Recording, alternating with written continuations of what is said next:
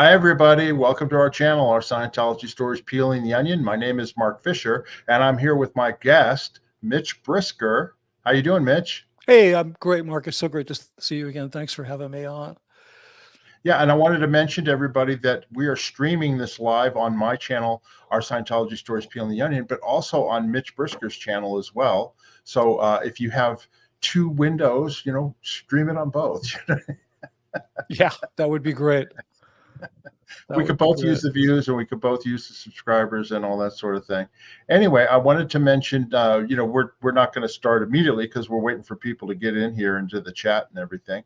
But if you have a question in the chat, please write the word question. We are going to answer questions. We're also going to put your comments up as well. And I'm going to be interviewing Mitch about his book. And we're going to talk about that. I have different questions I have for him on that. And then if you've got any questions, like I said, please ask in the comment section and we'll put it in there. Please be respectful, just like anybody, you want to be respectful. And, we're excited. I'm excited to talk to Mitch because I read his book and I've been meaning to interview him about it because it's really, really, really a good read. Thank you, Mark. Anyway, yeah. And then if you want to super chat, super stickers, of course, we'll take that as well. And no problem with that. So with that, I wanted to let's start welcoming some people in here. We've got quite a few people in here, regular viewers. We want to say thank you for viewing, and we appreciate you all being in here. And I want to show, this is Mitch's book here, Scientology-The Big Lie, How I Made an Evil Cult Look Good by Mitch Brisker. And this book is available on Amazon.com. It's also available, Mitch, I think, on your website. Is that right? It is, and at Barnes & Noble and at Google Books and Apple Books. So, and if you want an autograph copy, too, you can go to Mitch's merch store on his channel as well as on his website. And you can get an autograph copy of the book. And, it's doing very well. But if you want to order it, like I said, you should. I bought 2 copies of it, actually. I bought the Kindle version first. I bought the Kindle version because that came out first, and then I ordered the paperback, which I have actually right here. I'll pull this down here. Right. Well, when you order a Kindle, thanks, Mark. When you order a Kindle or an audiobook, and then you order a hard copy, whether hardback or paperback, we call that the trophy version, the trophy copy. That's the one you put on your shelf. So thank you very much. Well, and that's why I did it too, actually, because I wanted to have a hard copy. I do Kindle, you can't show it or share it with anybody, Yeah. And I'll comment. There's a few things I wanted to say about it too. Okay. Just to start. Yeah, go ahead. Yes. No, just to start off, I wanted to mention a couple of things, right? Okay. I read your book and first of all, it's a fantastic book. Be very humble here, Mitch, because I'm going to blow your horn here. You're a fantastic writer. I'm not surprised because you're a pro and you're a professional and you were, used to it. But you're just a really, really great writer. I mean, not only do you tell the stories great, but then you also put in like references to like different philosophers or different things in the chapters which correlate with what you're talking about. And it's just a very instructive read. So I really enjoyed that, number one. Number two, it's really well designed. It's really well designed. I mean, the actual cover artwork, sorry, here we go. Cover artwork is great. But what I also love about it is each chapter has like little drawings that go with the chapter. Here, I'm pulling one up right now. Like these little drawings and stuff, and they're really great when you look at them. You know what I mean? So it's well worth get the paperback copy. Well, I was very lucky. I was able to engage the talents of an extremely talented book designer who's done a lot of books, who had been an old friend of mine. That person has chosen to remain anonymous. They are known only as the pseudonym I gave them, which is the Mermaid Cafe. So, yeah, I was really lucky. And like I went through each chapter, I had envisioned that idea with the little icons, and then I kind of described each one. And I pulled a lot of visual references for what each one should look like. And then that person interpreted that.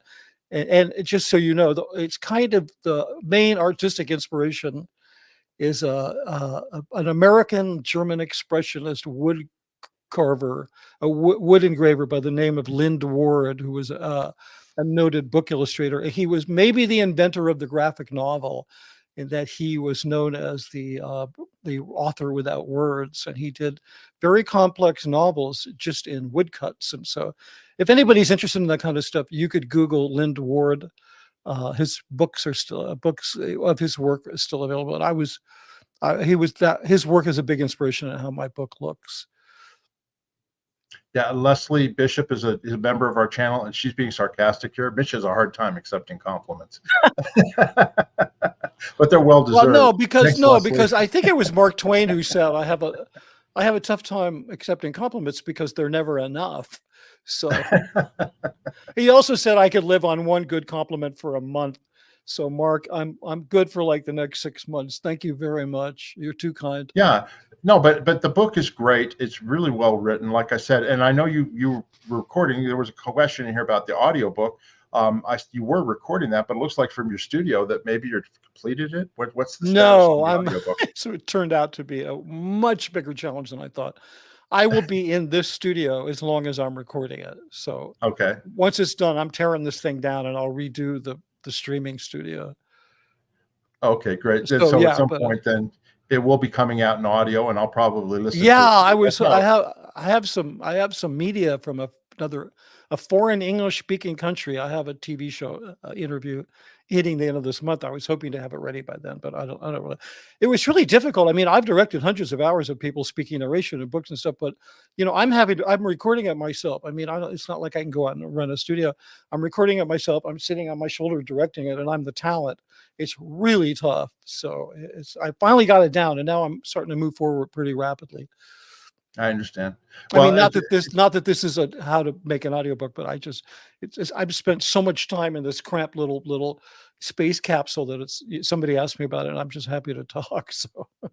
No, it's great. I mean, that's my preferred way of reading books in these days, because I'm in the car and I listen to them and all that. But so what I did with your book, because I started with the Kindle version, but then when I got the paperback version, I just decided I'm going to read a chapter a night. You know what I mean? And then I got caught, and then I was reading like 3-4 chapters at a time, and you know what I mean? And it really picks up for me, because my background, of course, is I worked at the Gold Base. I was in Scientology from 1973 until 1990 when I left. In the last 6 years, I worked for David Miscavige in his office, and then our sort of paths sort of crossed in the night, because you got hired as the professional director. Right. And then it wasn't maybe 4 or 5 months later, 3 months later, that I was gone for good. And then you picked up doing all sorts of professional things that you talk about in the book, which we're going to go through.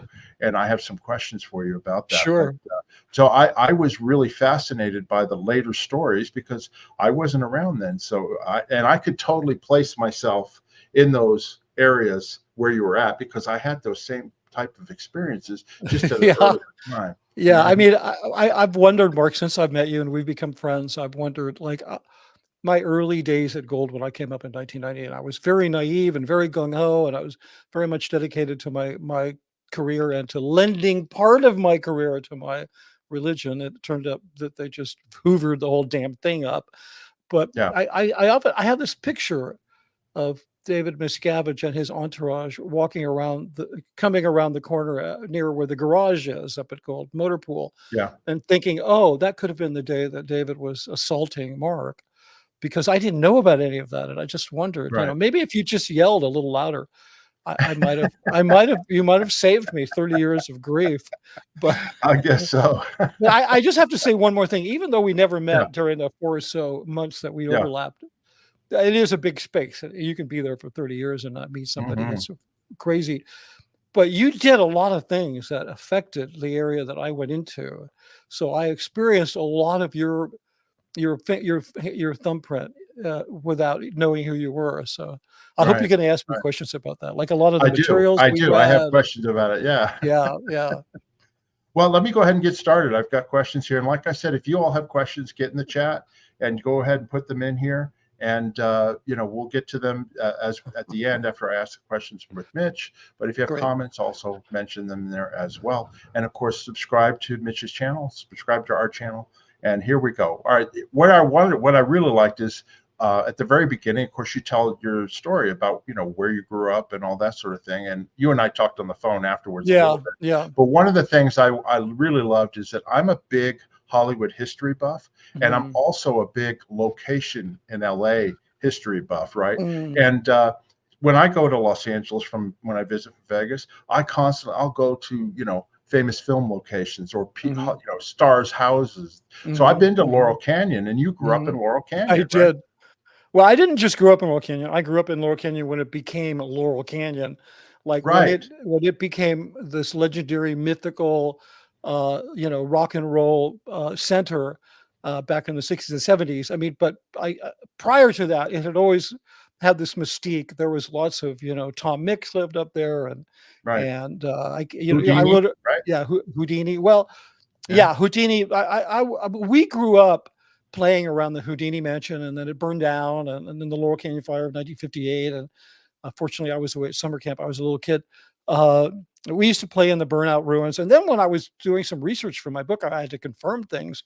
It turned out the recent historian said he never lived in that house. He only stayed in the guest house. So I'm not sure what the deal with that. I know Jim Morrison also lived in the guest house for a good time that he was in Laurel Canyon. But yeah, and that's why I got fascinated, because that's my music scene. I mean, I'm younger than you are a little bit, but not by much. Yeah. But the 70s music, early 70s. Oh, Joni Mitchell, Jackson, Jackson Brown, Nash and Young. The Monkees, they all lived up there in Laurel Canyon. So when I finally went several years ago, I was surprised when I drove in there. It's almost like you're back in the woods somewhere. I mean, it doesn't remind me of Los Angeles. No, it's not. I think that was part of the real draw. If anybody's watched any of the various films about presentations, documentaries, whatever about Laurel Canyon, one of the great draws is that you could feel like you were in an urban area. Like in a rustic urban area. In 10 minutes, you could be at the Strip and you could be performing or watching at the Whiskey Go-Go. So it was pretty crazy. It was a crazy place to grow up. I don't know what my parents were thinking. My mom wanted to move to Brentwood, and my dad found this house in Laurel Canyon, and it was crazy. I mean, we literally used to hear like the birds rehearsing on Cass Elliott's deck on Sunday afternoon from my backyard, because it was a really wild place. And then you actually lived on a street that next time I go to LA, I'm gonna go by. I'll take you there. Because you're like I've been to the the store, the country store or whatever, and then behind it, everybody says that's where Jim Morrison lived. Well, no, there is. But if you go further, then it's where you live, right?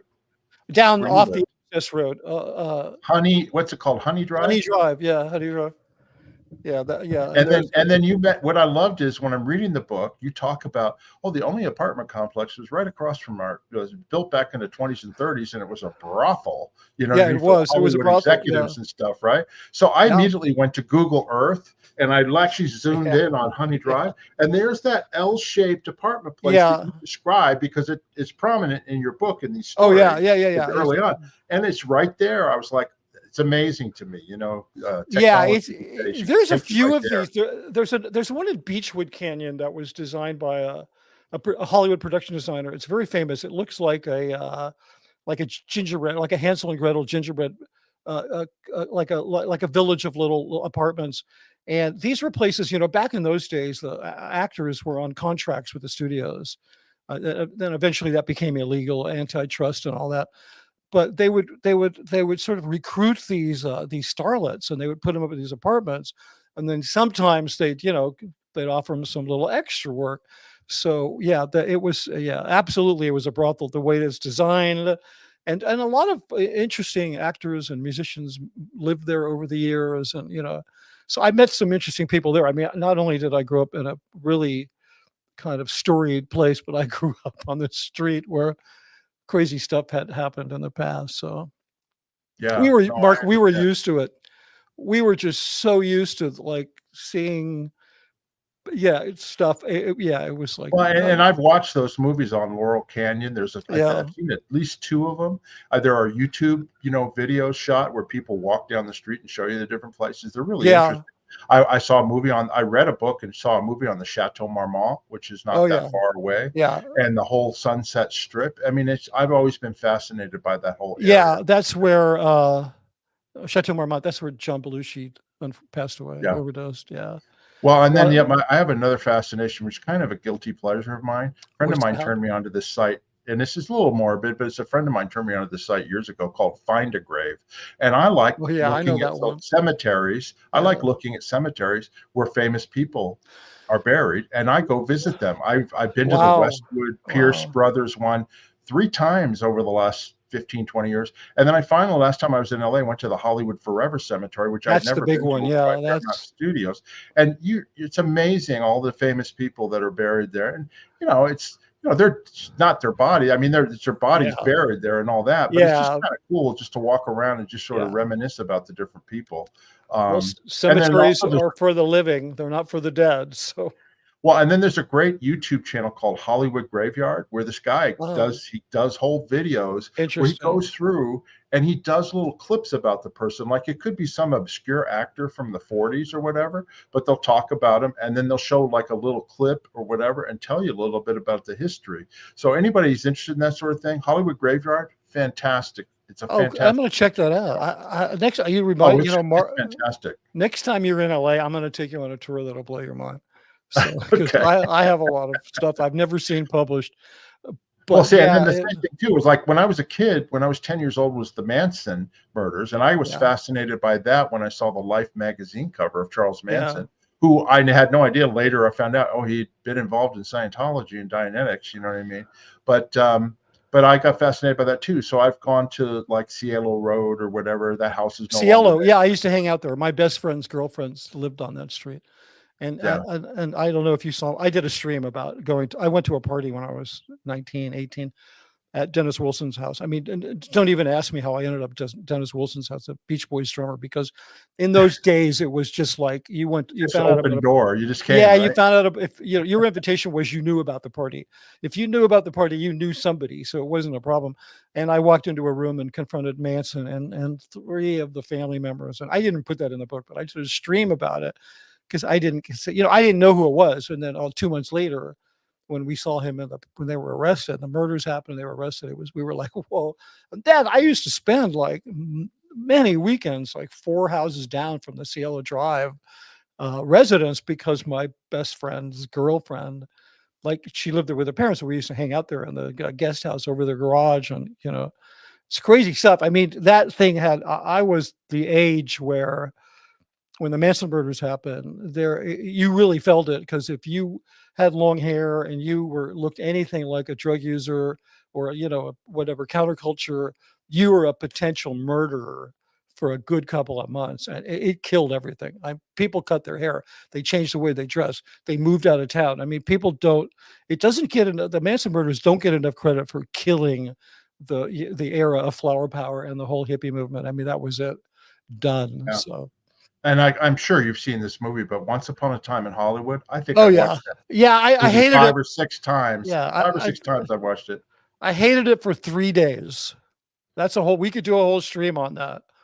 I hated the film for 3 days. And then on the 4th day, I went, well, it was called Once Upon a Time in Hollywood. It wasn't a documentary. Because my initial reaction was, those people did not die so that Quentin Tarantino could make a really hip, cool, funny movie. Like it yeah. It's like a fairy tale, but it was like his other ones, Glorious. Yeah, not really. Gunning down the Nazis and all that. You know what I mean? In theater. Yeah, but come on, Mark. Who doesn't want to see Hitler, alternate history where Hitler. But the Manson people, like, anyway, it really bugged me. And then when I thought about it, and I thought the way he switched everything up, he did some great things. Pandora's Box doesn't exist anymore, but he did put it. The club where we used to hang out. The Beach Boys used to be the house band there, but he put it on Cahuenga Boulevard. The acting is amazing too. Unbelievable. How about Musso and Frank's? That was great too. That was great. I practically grew up eating there, but I watched very carefully all the accuracy in the film, and the one thing that was really inaccurate was where Pandora's Box was, because he had it on Cahuenga Boulevard. But the one thing that Tarantino nailed that blew my mind, and like I said, on the 4th day, I fell in love with the film. I had to get over my own weird biases. The one thing he nailed that you will never, ever get unless you were a native of LA is when the Brad Pitt character, the stuntman, made the drive from Cielo out to where he lived in a trailer in Sunland, right? On the like that, it was like this long freeway drive. It was not in real time. It was so much like driving from those two places. Like he somehow captured the exact essence and the sort of feeling of what it would be like to drive on the 170 or the 405 out to Sunland. Blew my mind. How do you do that? And you're making a film that happened in 1979. So right. Really, I thought it was a real great piece of work. Okay, I'm going to go on to my next question. Okay, And great. this is a little personal, it's from that time period, and and you've talked to us already about this on an earlier interview that we did with you. Yeah, and that was how you got into it was the late 60s and early 70s, how you got into drugs, right? Yeah. And I wanted to talk a little bit about that because you didn't just smoke marijuana. I mean, you went all the way. You got addicted to I was heroin. strung out on heroin. You talk openly about it in your book and also in the interviews in life and all that. Yeah. And I'm just wondering, because obviously you eventually got kicked the habit and all that sort of stuff. I did. But have you ever reflected on why you even got involved in that in the first place? In heroin? What was the cause of that? Yeah, exactly. Yeah, very, very rarely. A little bit when I wrote my book. I mean, here's the thing. Drugs was the culture that I grew up in as a teenager was so soaked in drugs. It wasn't even funny. Right. There was all of this heroin coming over from Vietnam, and it was no longer an inner city thing. And I had whatever it was, whatever some level of anxiety that I had, because drugs, in my estimation, you only get involved in drugs because you're some kind of trauma informed situation in your life, like you're disconnected from something. And at that time, I mean, I think I was 15 when I first did it, and that's a really rough time. I mean, you're starting to disconnect from your youth, your childhood, and you're having to form a future adult thing, and it can be very stressful. I don't know what it was, but heroin was there, and I was kind of, oh, you're going to smoke weed? Well, I'm going to do heroin. It wasn't that I was competitive, but I was very open to new experiences and very much of a kind of ideologically counterculture. I never considered myself a hippie. I was involved in music and I was involved in art. And, I was 15. I was reading William Burroughs. I even read, believe it or not, the, what's his name? Hubbard's good friend who wrote Diary of a Drug Fiend. I can't think of his name right now. The famous magic guy who was one of Hubbard's gurus. Come on, somebody in the chat help me out. I'm just you're talking about Aleister Crowley? Yeah, Aleister Crowley.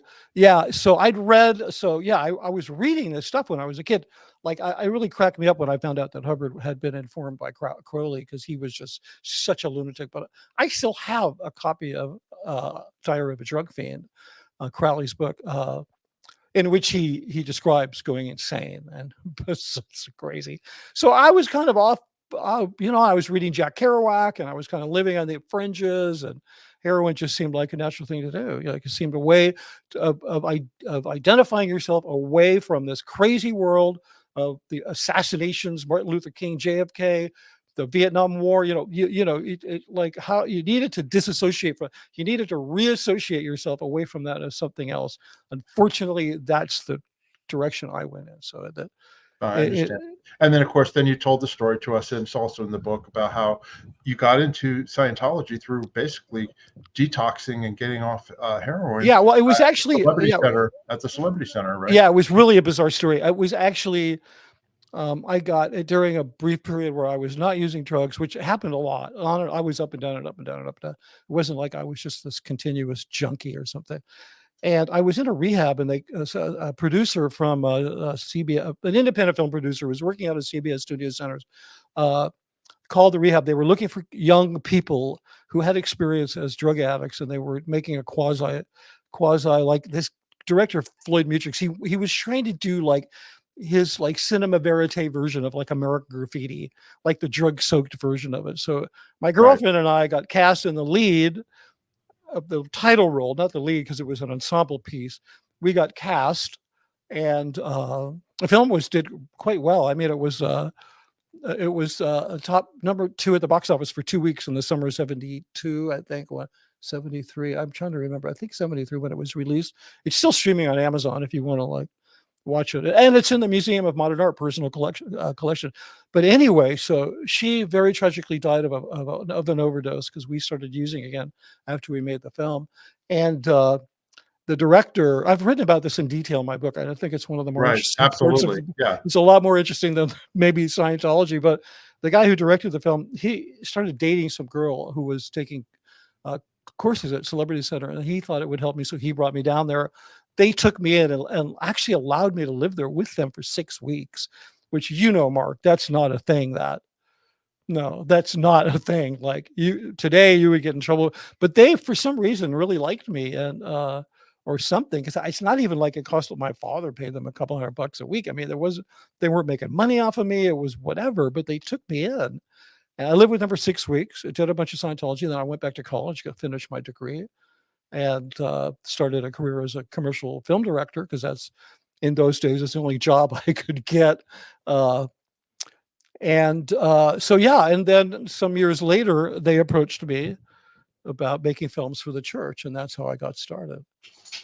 Yeah, and I actually looked up, you talk about when you went to college in the Valley, I guess it was at the arts. It was like an arts school. California Institute of the Arts. It's a really noted. And I didn't know anything about it. So when I Yeah. read that in your book, I immediately went to Wikipedia to look it up and see where it was located and all that.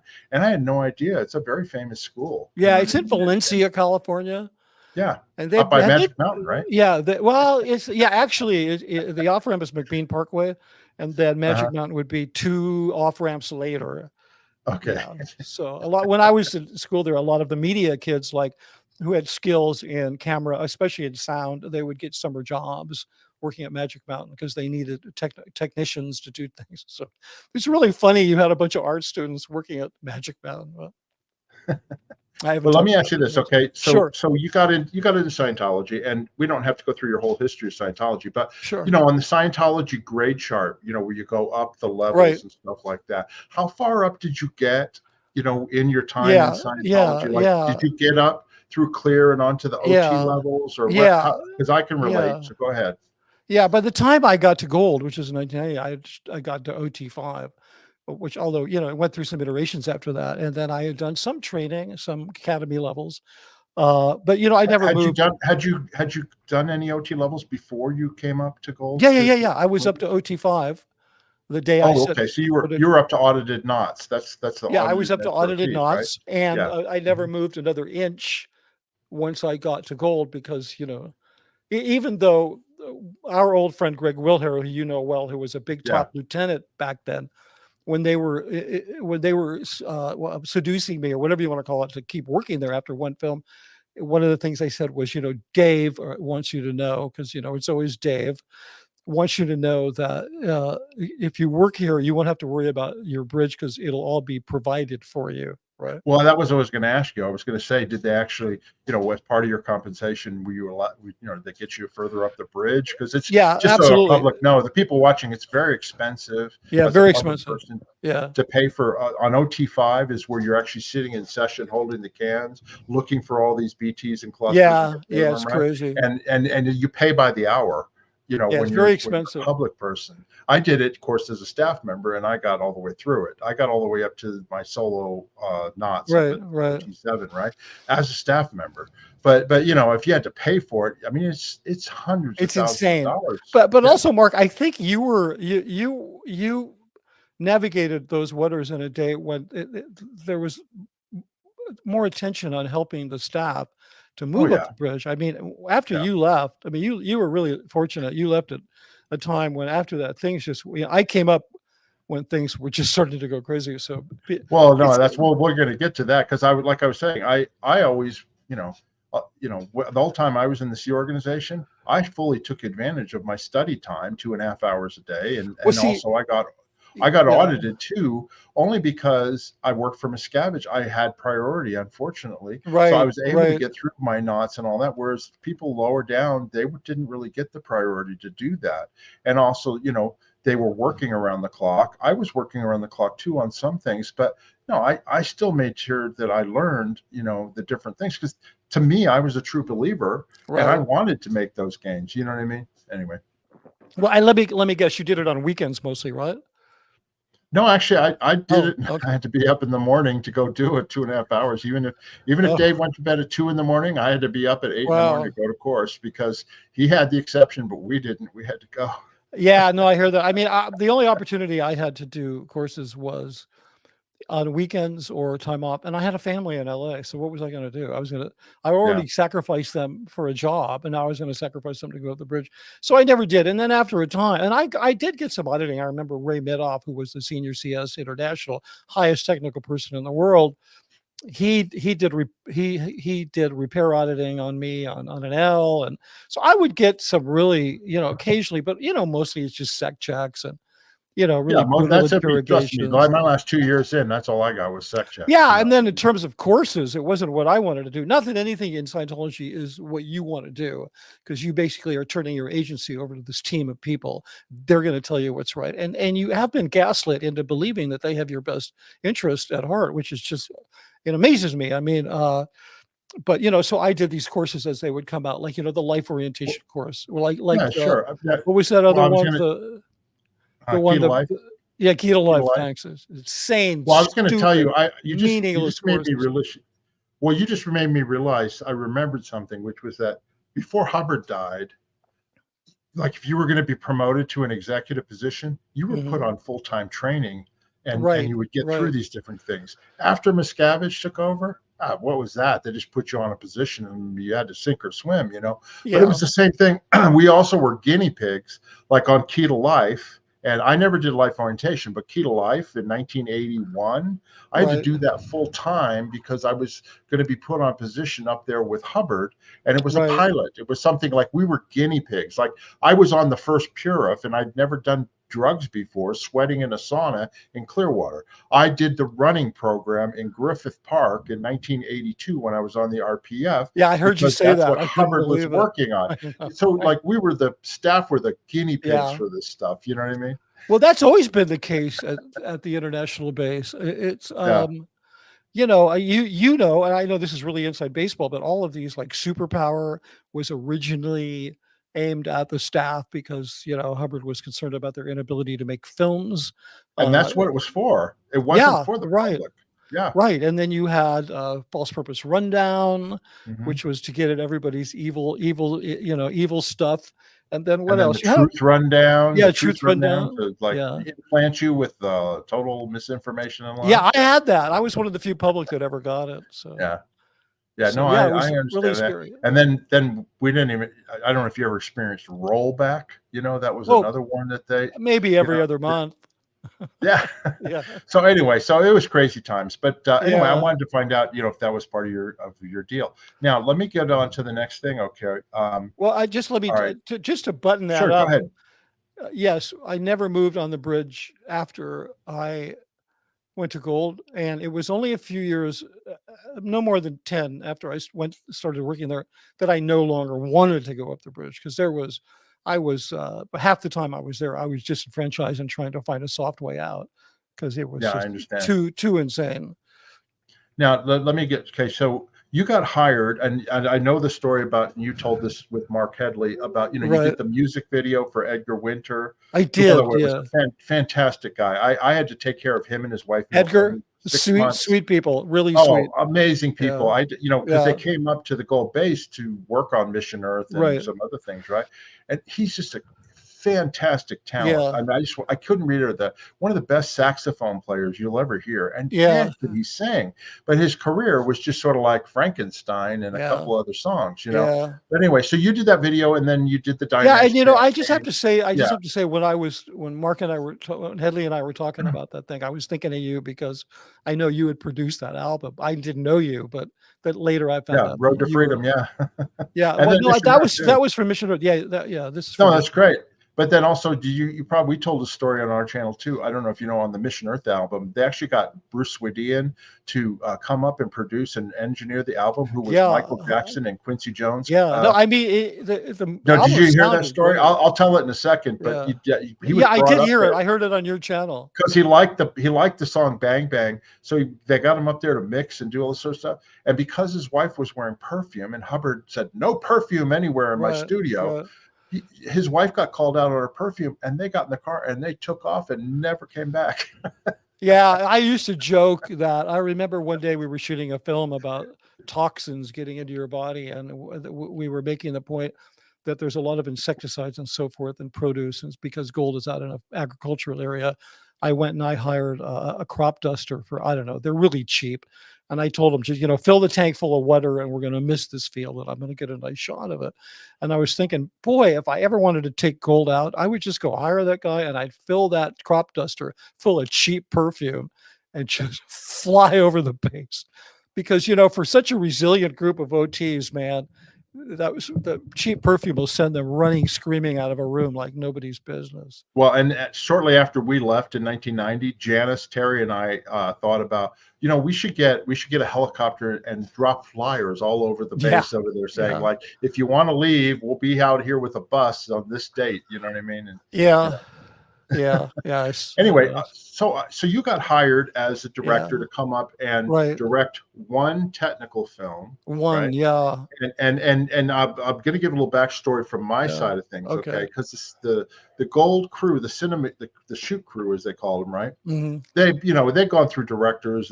They were not professional at all. I mean, they basically were trained by Hubbard and different materials that I had to put together and all that, and they could never get anything really literally through. Okay. So finally Miscavige goes like, that's it. We're going to hire a professional director. And that's when you were hired. Yeah. And you came up, and I was going to ask you, what were your first impressions when you got up to the Gold base, when you actually saw it for the first time and got to see the crew and meet everybody? Yeah, I remember. Well, I wrote in detail about the entire drive to the base. Yeah. About getting there. I mean, my first experience at the base was going up there and meeting some executives at the Star of California, which is their faux clipper ship, which is just it's the most surreal image. It's this clipper ship that's moored to a desert against a pool. Yeah, it's moored to the desert, and it's kind of this great symbol for the ship ain't ever leaving here, and neither are any of the staff. I mean, they might as well just put a sign up. But what was my impression? Well, one of my impressions is kind of funny because Gold it's fashioned after the old Hollywood studio system that was developed by Thomas Ince. Thomas Ince was supposedly murdered by William Randolph Hearst, and he was good friends with Tom Ince, and Hearst gave Ince a bunch of money, his widow, some strange cash gift after Ince's death. And that cash was used to purchase the Chateau Elysee, which is today Celebrity Center. So Celebrity Center, the building has this weird sort of blood money past that nobody talks about. And so I was reminded of that when I was walking around Gold, because they embody exactly the old studio system, like all of the departments, which Hollywood still does. But in terms of owning their own theaters and owning their own actors and sort of the way they kind of overmanage everything, except Hubbard left a few key organizational steps out of the film production theory, which has always caused chaos at Gold and can never be changed. But my impression was it was a lot of people, the ones that were interacting with me, that were bending over backwards to appear stable, well-mannered, and tasteful, the way people do it who aren't, the way people who don't have taste, aren't well-mannered, and aren't tasteful. When they put on a show, there's something very weird about it. Like, it's too much. The food, it's too much. The manners, it's too much. It's like you really feel like you're being set up for something. And in spite of that, I still came back and, negotiated a deal and said, okay, I'll do a film. And then, but that was my impression. And the other, I wasn't, but when I first came up being hired, that was for a meeting. But I think you mean, what did I think first day, like on the You know, like job. walking around the property when you went in the gym for the first time. You know what I mean? When the gym is Well, like when I went on the that gym for the first that was time, the studio. I They was call it the gym, appalled. but it was a studio. Yeah. Yeah, the small studio. I was appalled because it was all painted white inside, and that was the first thing that told me that nobody here knew how to make films, because it's just a law of a film studio is dark because you want to build light into it and you want to control light. So you have to start with no light. Usually photo studios, like photography studios, are high key white, right? If Mhm. you've ever walked in a photo studio, it's common that they're like a high key white. Film studios are always black. They're dark, they're dingy. They might even be literally black. So I walked in there, everything was white. Even the floor was white epoxy, and I was just like, "This is going to be a nightmare to shoot anything in here, because as soon as you turn the light on, it's going to be bouncing everywhere. You're not going to be able to really control it." So that was kind of my first, my That's first. interesting. Yeah, that was I my didn't first know. I didn't impression. realize that. Yeah. Yeah, it was my first impression. I was like, "Oh, well, I'd been shooting for years in these Yeah. studios. Some of them were new, some of them dated back to the 20s, and they were all really dark and dingy because nobody ever sees the studio." They were really hung up on what the studio looked like, but the thing that nobody ever sees, because they do tours, they like to impress people. So it's really wrong priorities. The other thing is, the people were so incredibly polite to me. Everybody called me sir. Everybody called me Mr. Brisker. Everybody was like, as they call snap and pop.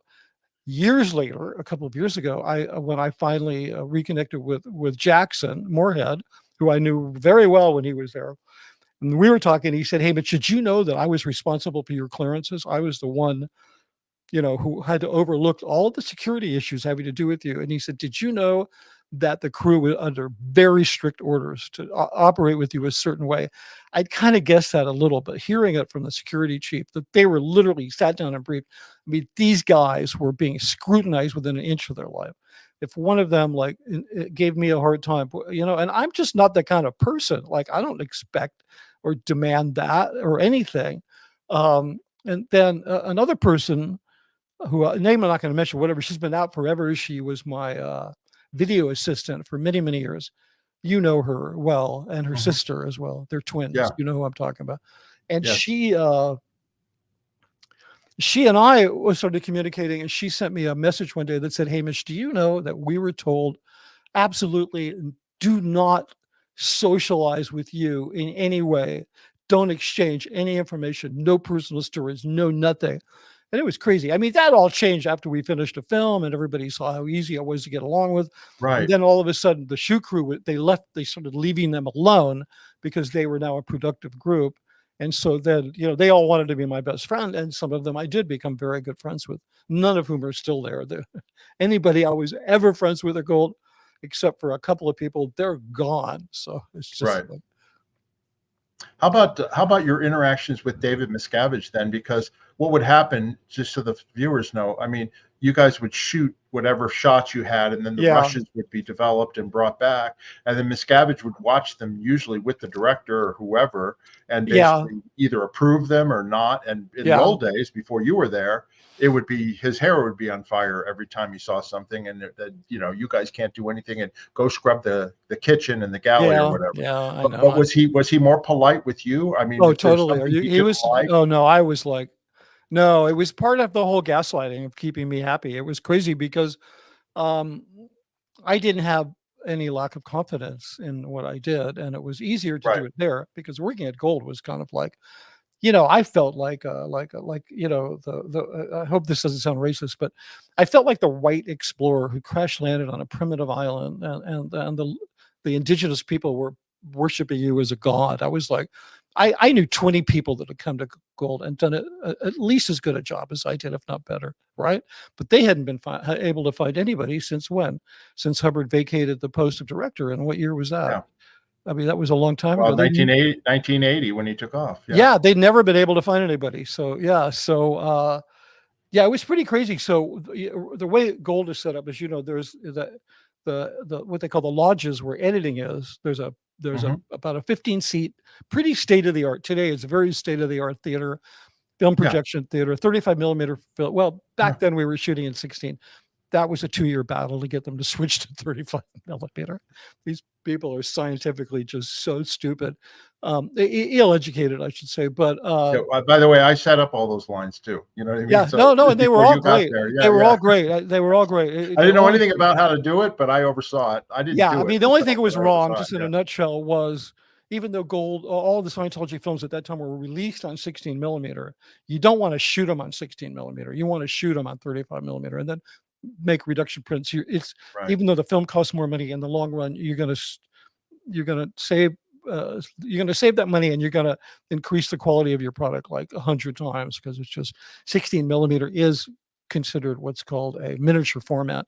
So that took 2 years. You weren't around when we did Super 8s. Oh no, I remember that they did Super 8, and they had these little systems on the Reg's desk, the little Super 8, Yeah, the little screens, really, really ridiculous. Yeah, I mean, yeah. Anyway, Miscavige, yeah. So there was a screening room where they did quote unquote rushes or dailies or whatever you want to call it, depending on what country you're from. And then within 100 yards, 50 yards, there's the dining room, right? So usually he would watch rushes after his dinner, right? He'd go in the theater, sit down, and then I always knew how long the rushes were because I shot them. And then so I would just manage to be hanging around, like, how a lot of people are just like, they want to run and hide because if they have something they submitted to Dave. But I would kind of loiter around. I'd be in editing or whatever, and then he'd come out and we'd talk. And I rarely had, I didn't have a lot of rejects, so it was really, like, for a good while, it was good times for the crew, except they still kept dreaming up these horrific crises for them to go through, especially having to do with events more so than the films. But I mean, Mark, a lot of people hate me because all the money I ever spent on Scientology, I got back working at Gold and more.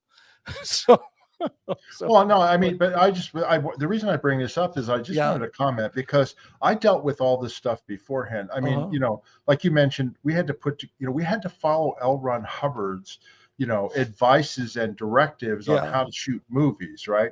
And I had to put together this packet of all those things called the Cine Bakes. This I did the course. I had to do your I know course, you did. Mark. You cover it in the book. Yeah. And then also I had to gather all these films, and we copied them from film to video for people of great Hollywood movies. It was 200 films. It was the full list was 200 and then also films. We did the books, the 5 C's of cinematography and all that stuff. So I put all that stuff together, and then the idea was Hubbard wanted these people to train on them and all that. Right. But I think look, whether or not people agree with Scientology or anything like that, obviously your films were high quality when you did your first one. Yeah. And Miscavige obviously acknowledged it because, as he mentioned in the book, you sent Greg Wilhare down to see you, saying, like, Dave's really happy with what you're doing, and he'd like you to continue, how much money do you want? How your bridge is free? What will it take?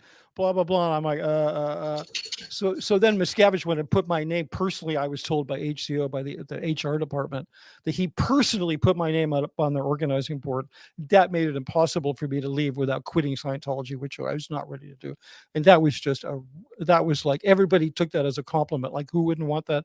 It was just the most devious, treacherous move without really consulting me, saying, what do you want? So that was just, that was kind of unforgivable. Well, they love bombed you, right? Didn't they love bomb you? Totally. Totally. I mean, it was crazy. It was absolutely crazy. And then eventually they built that studio. Well, we're going to get that next. But what I was going to say is, I had this realization reading your book, right? Which is that, Hubbard wanted to shoot these movies himself. That's what he wanted to do. He wrote the treatments. He wanted his messengers and the crew to learn how to do this, and he wanted to direct them, right? But he was unable to do that, even though there were crappy films that he did. Okay, you'll acknowledge that they were crap in terms of the quality. You can't even. He wanted to do them. You can't. But I was go ahead. There's no words to describe. I mean, crappy. That's a compliment. Yeah. These But films. but my point is that he wanted to do them. That's the whole Right. reason why we were trying to get the base ready for his return before he died in Right. Right. 1986.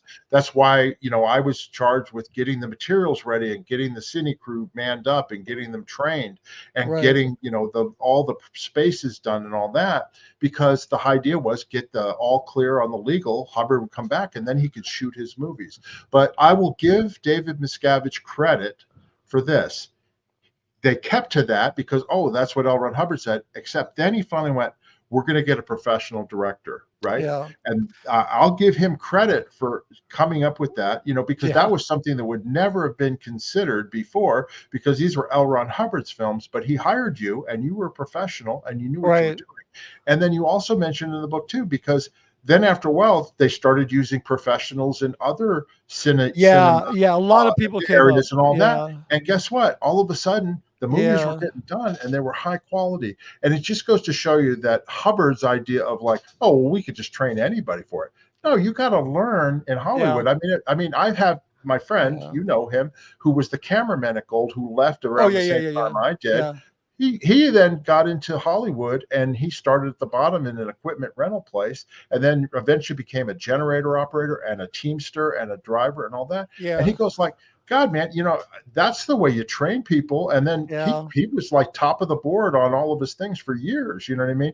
Whereas in the Scientology, it was like you did it Hubbard's way or forget it. Am I right?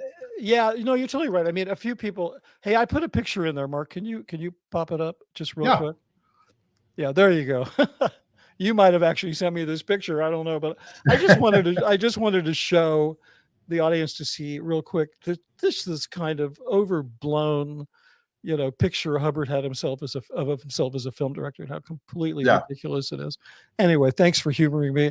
Yeah, no, you're 100% right. I mean, I had some people reach out to me who I'd worked with for the first 2 years that I was up at Gold, who said, "Hey, listen, because working with you, I was able to go out and get a career," and they've Yeah. become really successful. So you kind of you need to be around people who really know what they're doing. I mean, but then I was also forced to do things. You can take that picture down. I can't stand looking at it. We Okay. used to still work with that dolly, that ridiculous old moviola dolly. But I had to do things like Hubbard's way, like the way you're supposed to break a script down. Every scene you have to do they didn't use the word, but it's called master scene coverage. But they dictated this very, very stupid way of breaking a scene down and the way you break the shots down. And so I had to shoot all those shots for every scene. I had to shoot the Hubbard breakdown for every scene. And then then it was like, because he said a director should get all the coverage he wants to get, I could then shoot the scene additionally how I wanted to shoot it. So I can't imagine how many millions of dollars were wasted because they didn't just say, oh, just shoot it the way you want to. I had to shoot this system of, master shots and long, close-ups and extreme close-ups and blah, blah, blah, blah, blah. And you do shoot a lot of those, but it was just like, Yeah. I mean, there were some scenes I'm like, there's like a 5-minute piece of dialogue and I'm like, I don't want to cut. I ain't going to cut. So I'm just going to shoot one angle on this and I'll get a couple angles just for the heck of it. And they're like, but no, that's not what Hubbard said. And then we'd end up cutting the film together and it would be the one shot that I wanted to do. So, Well, and it's kind of like, if the viewers could imagine, it'd be like, somebody telling Martin Scorsese or Quentin Tarantino, that's a bit. I'm no Martin no, but Scorsese. no, but I'm just yeah. saying, that because maybe they can Yeah. understand who that is. Yeah, Who's no, it is telling them, because you have to shoot it this way. And Yeah. in other words, Yeah. you're supposed to let the director have the artistic yeah. vision and put together his film, not dictate everything he has to do. Yeah, and nobody on the set or would ever kind of violate those roles, except you were held to the standard of having to do things the way Hubbard said to do them, and then every once in a while, Miscavige would look at the shots, but he was just supposed to look at them technically from the viewpoint of Scientology. But he was also like an aesthetic thought leader. Like he was like, this is a man with no taste. This is a man who was raised by a kind of a tasteless trumpeter from Philly.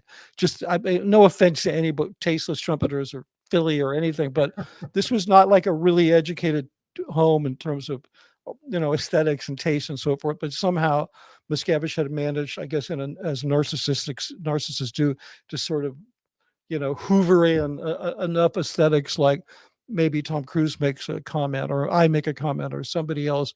And then all of a sudden it becomes his. So he used to kind of also lord over the aesthetics of my films, which really bothered me because most of the time it was fine.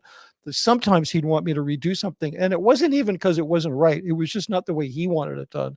That would really piss me off. That's where my artistic heart started to become poisoned, because it was like, oh, you don't have, once you give that over, you're really done. It's kind of like, even though I'm broke and been unemployed for 3 years and whatever, I'm not looking for a job because I'm trying to create some projects and really like have it come from where I am as an artist, because I had the opposite for so many years. But that's just my little sob story. So well, I'm going to move on now, because obviously you proved yourself. And then obviously you then signed up for more films and all that. And then they got rid of the gym and they built this huge 70,000 square foot studio at I the can't base. tell you how many times some staff members said, Dave built that for you. He built that for you. Like trying to make me feel bad. Well, I was going to ask you some questions about how did they build that? Like, obviously the RPF did not build this thing. Oh no, right? that was all private contractors. A professional contractor? Yeah, that was a bunch of private contractors. I mean, because they're in not just an earthquake zone, they're in the what do you call it? The fault map on Gold. It looks like a broken windshield. Like it's just you can't swing a dead cat without hitting a fault. I mean, it's just, they have what's called liquefaction out there, which means if there's a decent earthquake, the ground will turn to liquid and everything will sink. They have the worst possible scenario because Gold is in a 500-year flood basin. It all used to be underwater, so it's got that sand underneath it. So they wanted to build it out in that space where the dining room is. There's a huge meadow. They originally wanted to build it there, and the engineers wouldn't stand for it, so they had to keep marching west, and it's kind of far away. It's a few hundred yards away, but this was the most stable place. So they had to hire a lot of engineers. They had to hire a lot of outside contractors. Mark Headley reported to me there was a lot of overruns, and a lot of contractors overcharged them. Crooks get taken a lot. Like, scammers are like the first ones to be scammed. So apparently they got scammed a lot. But I could tell you this castle, it's a great facility. It's world-class, because the problem with Gold is not the facilities, it's how they treat their staff.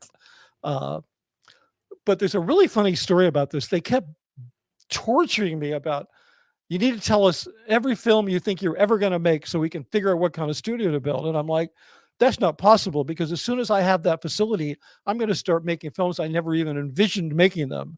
It's kind of like asking somebody if they like sushi before they've ever had sushi. You're like, come on, tell me every kind of sushi you like, but I've never had sushi. Doesn't matter. So anyway, so I kept saying, you need to build it as big as you can afford. And because I kept getting like in trouble, literally like ethics trouble, for saying things like, you just need to build it as big as you can afford. So every time they would complete a design, Miscavige would say, well, let's make it a little bigger. And so they'd make it another, 5 feet bigger, right? And then it would only cost a little bit more. And then he kept expanding it. And then at a certain point, he said, no, that's as big as we can make it. We can't afford it anymore. And then I said, no, you should make it more than you can afford, because what will happen is it'll increase your production, and you will have wished you would have gone into debt a little bit, because now you can afford it. And guess where they stopped? They stopped exactly where I told them to stop, right at the point where they could no longer afford it. So they'd done all these case studies and all this engineering and all this stuff, when all they had to do was just build it as big as they could afford it. It's just like a simple rule. So anyway, then the first film I shot in there, I guess, which was good because it really made the point, was the one with Isaac Hayes that took place on like another planet. Right. And we needed, it was heavy, visual effects heavy, and it needed to be shot in front of a gigantic cyc, which like a green screen. And it literally took up the whole studio. So it was like, how can I tell you what kind of films we're going to shoot? We're only going to shoot the kind of films you can shoot when you have the facility. So I made sure to do that. The first film we did could not have been shot in any other facility. So, a lot of crazy stories and just there. No, my questions were like, how did it get built? Professional contractors, obviously, because there's Oh no yeah, way. no, they brought people in. They brought in contractors. You know, And it's a beautiful building. I mean, you yeah. know, and Well, I'm the sure building it probably is, was state of the yeah, art. Was it state of the art really for the time? yeah. I mean, the building is like stucco. It's like it's like some Orange County Disneyland version of a castle. It's all Mhm. stucco and it has foam underneath it. And I think it's just kind of hideous. But inside, the actual physical facility is great. All the aesthetics of this building are just really, I think, very compromised by the sort of lack of taste and, you know, like making the crew make all the furniture and all this crazy shit like that. You know, by the time they get to Scientology Media Productions, which I helped to set up, then they'd hired a world-class architectural firm. And that whole place is just like eat it with a spoon, aesthetic eye candy. So, you know, because that whole place was done by pros. This was not. I have that. That's coming up here in a minute. Okay, So good. yeah, I know what you mean. Yeah. Anyway, so that's basically became your home with the Cine Shoot Crew filming films Yeah, for you can several see. years, Do you right? see in the foreground where there's three gables on the ceiling? Yeah. There's like three gable windows. Okay, that was my office was under that roof. Okay. Okay. Where was the main entrance? Was it around Well, there the to the main left? entrance is where that circular driveway is on the On left the left, side. right? Yeah, yeah. But Got it. there was a bunch of entrances. Like we always walked in that, you know, where that I pointed out where the office was, and then there was you know, there's entrances all over the place. The sets guys walked around back or whatever because there was multiple entrances. So, but do you want to Yeah. notice what there isn't, Mark? If you look real closely around that castle, no Yeah. place to sit down outside. Yeah, that's true. Yeah. No smoking area. You smoked inside if you had to smoke, right? Or you definitely no, you went outside, but you stood up and you walked around and you made Yeah. sure you looked busy. You held your cell phone if you had one, and you walked around pretending while you were smoking that you were talking on the cell phone so that somebody wouldn't write an idle report on you. Fucking Okay, places, so I'm North gonna move. Korea. I'm sorry. No, that's okay. I'm going to move along because again, this Okay. is in your book and all that, and you go into Yeah, details yeah. and stuff, right? So at some point, obviously, you became, and you talk about this in the book, but you became part of David Miscavige's inner circle, and I know what that feels like. It's because he trusted you to get things done. Yeah. You know, you talk Yeah. about doing the life exhibit, L. Ron Hubbard Life Exhibition Museum, which you'd never done a museum before, and then you did the whatever But I knew I could do it. history of death or history of psychology. Industry of death museum. Yeah, but I knew I could do it. There was Industry of like the second I was asked, I'm like, oh, cool, this is great because it's the same. You know, I had been really steeped in design and architecture and film and multimedia and like those exhibitions were. You know, I would love to do another one someday for a good purpose because I think exhibitions are a lot of fun. They're just great creative experiences. But yeah, so I solved these problems. You were Yeah, able to no, use your skills. Yeah, you were yeah, able to no, use your you're skills right. as an Like artist. the life exhibition was a disaster, and so I think I'd done maybe 2 films at Gold, and then Miscavige said, "Oh, you got to, you know, you got to help us with the life exhibition." I worked with Mike Rinder on that. That's the first time I really worked with Mike because he was LRHP Pro in at that time. He was not working with OSA, and yeah, I ended up spending 7 months on it. I couldn't believe it. I came up there to do one film, and then they said, "Okay, I'll do some more films," and I made a very specific list of those films. And then all of a sudden, I can't even do that because I'm like, "You got to go to LA, please. We need you to do this, please, please, please." And it's like they're always dangling something like there's a big bonus or there's money or hey, you'll be able to work closer to home or it's just always something. It just, but yeah, I had the same thing with the life exhibition. Total disaster. Go in there, No, and tear. Yeah. no, but my point being, just for our viewers to understand, because I only was in Miscavige's orbit for 6 years before I started to see the abuses. That's a long time, Mark. That's 6 years. And it was a long time. That's an and eternity. Also, just so the viewers know, Mitch, even though he was at the base, he would not have seen how Miscavige treated the staff, which he covers in the book in detail. And because it's a 600-acre property, and he didn't do it in front of a professional or somebody who was not a Sea Org member. He didn't do that in front of people like Mitch Brisker, right? But well, he did after a while. Yeah. No, I know. But I'm just saying it didn't happen. That's right. And that's right. Like I never knew that probably the week I came up, he was punching you in the face in motor pool. Right. I had no idea. People didn't know that. Most people didn't know that because it was not talked about. No. And so I just went, this is crazy. I'm getting out of here. And I left. You know what I mean? Yeah. But I just wanted to mention that when I gathered I gained that trust from him when I was setting up the different audio and Right. video lines and things like Right. that, because he could then be in Los Angeles and he knew he could trust me to get it done and do a good job. And I'm Right. sure that was Right. the same for you. Yeah, And totally. that had certain perks and Oh benefits. Like yeah. I've talked about, I've got bonuses just like other people Yeah. in RTC. Yeah. And also I got, like you said, I got my auditing and things like Right. that, which I got priority over other people. And that's unfortunate. I'm not, trust me, the way the staff were treated and all that was abominable, and I was really sorry about all that stuff. But that's basically how Miscavige would keep you Right. on the hook, because Yeah. then when he turns on you, which he did on me, he Right. turned on me and did attack my wife, put her in the RPF, and then I Right. turned on him. Then you're like persona non grata, and he can't wait to get rid of you. I just wanted the viewers to understand that. But I was going to ask you, Yeah. No, it's totally true. what was it like being in his inner Well, circle for you? I'll tell you. Before I go on, I keep meaning to say that you compiled those books for the film guys to study at Gold. I just have to tell you, you did a really good job, because you found some of the most seminal books on the syllabus of some of the best film teaching institutions in America, starting with the 5 C's of cinematography. So hats off to you, Mark, for doing that, because Thank you. those are really good books. I Millerson's. still use them to this day when I'm pointing Yeah. my camera. Oh yeah, I'm yeah, using. yeah. The Millerson's book on lighting, the Spottiswoode book on editing. These are Yeah. like seminal books that are still not outdated, because they deal with really deep principles and stuff. So you should put the list of film books on your site and say, hey, because if anybody wants to learn film, those are all really good books. Yeah. Yeah. Anyway, so even though like today we're editing digitally, the book on editing is done by a very famous British editor, and it's the philosophy behind editing, which still is it's not about the tools and whether you're editing on film or being in Miscavige's inner circle. Wow, it's a little stressful, because I always knew the closer I got that I was going to be eviscerated someday. Like was I going to actually escape unscathed from this?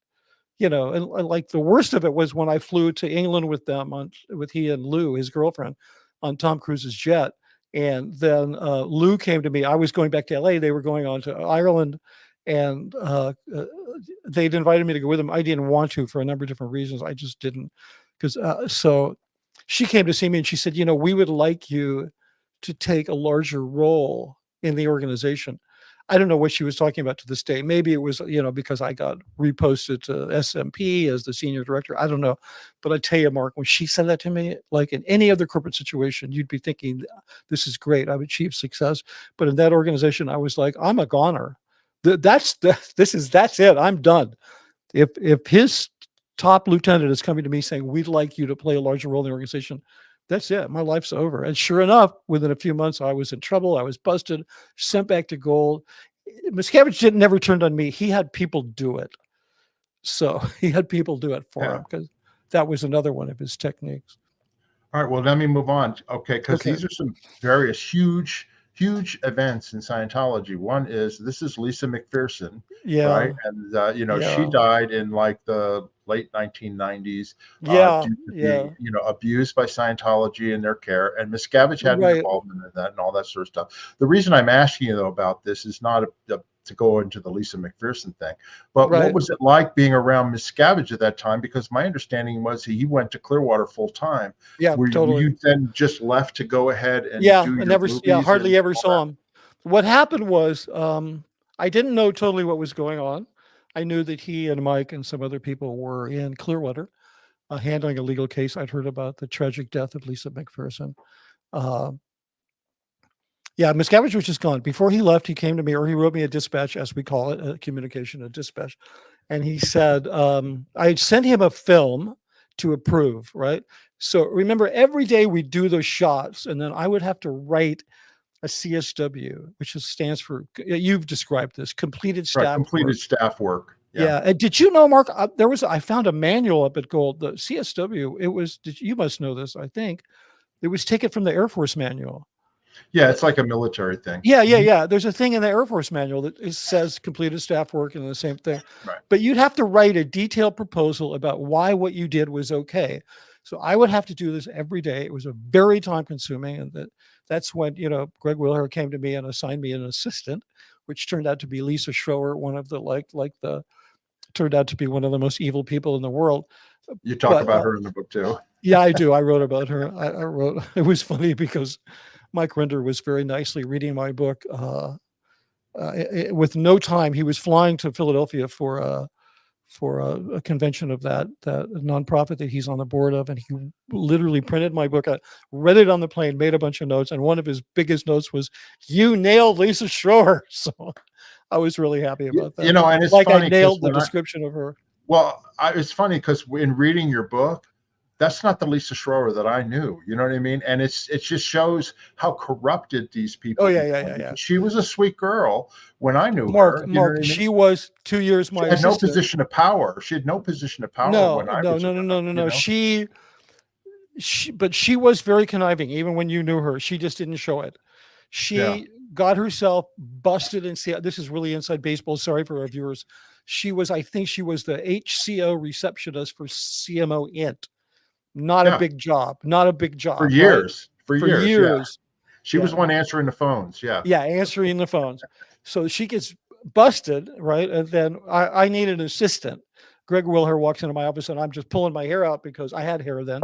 I'm pulling my hair out because I'm trying to get the CSW done. I had to get it to Miscavige for rushes.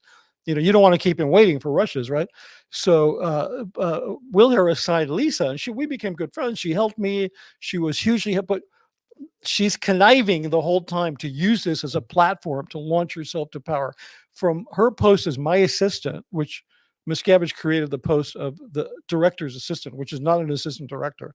She launched from that post into being the commanding officer of Golden Era Productions. I know. Yeah, and then she became. I was floored when you said that. Yeah, no, because that was a thing you could do. Like people would attach themselves to me, Sea Org members, because they thought they could then use that as a launching pad. It's like a social climbing type of thing. Yeah, it is. So I had you didn't used to be like that, but right. I'm just saying with Miscavige, obviously. I had a lot of people. You wanted to get in his favor, and so you attacked other people and you beat them up and you do stuff. So a lot of people that I thought were my friends were just. It was worse than Hollywood. In other words, backstabbing people that are trying to just use their connections to get somewhere. And it's just a lot sicker up there because nobody has anything. Status is based on your post title, or if you have a cell phone or a beeper, then you're important. And it also becomes a survival mechanism for the staff member that they figure that if I don't beat up or yell at this person, then they're going to beat up or yell at me. You know what I mean? That's how twisted it became. Yeah, I described it as the Miscavige style of management is if your juniors, the people under you do not fear you, you are considered a bad manager, and that is very much a goal-based. I'll give you, and not to toot my own horn, right? But that was the biggest criticism that Shelley Miscavige had about me, which is that, Mark, you never yell at anybody. You need to get tougher. You need to yell at people. You know what I mean? Because that wasn't the way that I handled things. I actually would go in after Dave went in and tore somebody's face off. I'd then stick around and say, okay, let's figure out how we can get this done. What do you need? How can we fix this? How can you get done? You know what I mean? It was not like you need to do this and blah, blah, blah, blah, blah. Or what was that one that Jenny DeVoch did? COB. To me? Oh, you're it. You're it. COB is counting on you. You're it. Like this that doesn't solve anything. Well, you know what I mean? I just have to point out this one thing, Mark. Okay, so there's this incredibly, and a lot of your viewers do too. There's this incredibly important seminal work called Science of Survival, right? Mm-hmm. And boy, if you read this book, you know everything about human prediction. This is the prediction of human behavior. This is the book that says at the emotional tone level of 1.1, that's where you find your homosexual, your pervert, your blah, blah, blah, blah, blah. But as it goes up the tone scale, this is Scientology, right? It says at 4.0, which is a very high tone, that a person at that tone level will inspire people around them to creative efforts. And so that was your viewpoint was, well, you can, because you can't inspire people around you, but theirs was to put people in fear. So they weren't even following the edicts of L. Ron Hubbard when they were doing that. The place is, and it started with Hubbard, it's a bottomless pit of hypocrisy. Because there's so much of what they preach that they don't follow. And I'm not saying that if they preached what they follow, it would be a good movement. It would be corrupt. from day one. It's just rotten to the core. It's a con game. There's nothing about it that's good. I just Anyway, don't want to be on that tangent. What's that? No, I don't know how we got off on that tangent. It was Lisa Schroer, but anyway, Yeah. But then it just made me remember that that's not the way that people treated each other. But then it became that way, and that's when I was like, I'm out of here. Well, but Mark, you remember there were a lot of people that were really nice to one another, but it was absolutely, yeah. But they were key. And listen, and they're good people too. You know what I mean? Deep down inside, they're good people. Yeah, they're there for the reason not to do evil things. They're there. They think they're saving the world, you know? Yeah, no, it's totally true. Yeah. I mean, they weaponize people's empathy. They weaponize their vulnerability. They do all kinds of crazy shit. And there's a lot of good people that are trapped into Scientology. One of the reasons I didn't speak out for a while is because there's some people at Gold that I really care about. And I thought, well, I'm just going to live my life. I'm not going to go back and spit in their ice cream. But then I realized, that keeping silent never helps the abused. It only helps the abuser, and the more I speak up, maybe they'll get to have some of their life before it's over. Because there's some good people up there. So, yeah. Anyway, then there was this other thing that you mentioned in your book about the Truth Rundown came out, which was in the St. Petersburg Times in 2009, and this was when Marty Rathbun and Mike Rinder. But Mike wasn't actually, he was behind the scenes on this because he hadn't come out fully yet. But Marty was then involved, and then Amy and then eventually in the second round, I was in there about getting beat up by Miscavige, et cetera, et cetera. And you mentioned in the book that when this came out, Miscavige diverted his flight from going down to the Free Winds, and came to Clearwater and met up with you, right? Yeah, me and another guy. Like? It was so freaky. What was his reaction? That was what I wanted to get. I'm going to tell you. So what year was this? I'm trying to remember. The Truth Rundown. 2009. Okay, so this was after Anonymous. Anonymous was in 2008. Right. Okay, so you can kind of fold my career working for the church. You can fold it in half: before Anonymous, after Anonymous. I mean, literally. Because up until Anonymous, I was a white hat guy. I made films, I made positive propaganda, I made TV ads. I lived in this tunneled world where everything was, we were going to save the planet. And then starting with Anonymous, I got pulled into pushing back against these quote unquote evil forces. I got pulled in there because there was not a lot of smart people. They needed someone to like vet the writing. I made videos that looked like, bad trailers for a sci-fi film, pushing against Anonymous. We kept trying to spin them as an organization because Miscavige can't deal with public opinion because there's nobody who do you attack? Another subject, but that's why they can't deal with a TikTok army. That's public opinion. That's not an organization. So the thing came out. I knew about the article. I hadn't read it, but I knew about it. And because I'd been working on the Anonymous stuff, I was no longer siloed. I was expected to see all that stuff. Like if that would have come out, and let's say that Lou, Dave's girlfriend, would have come to me and said, "Did you see the St. Pete Times, the article, the Truth Rundown?" And if I would have said no, she would have said, "What's your problem? You don't give a shit about what's going on?"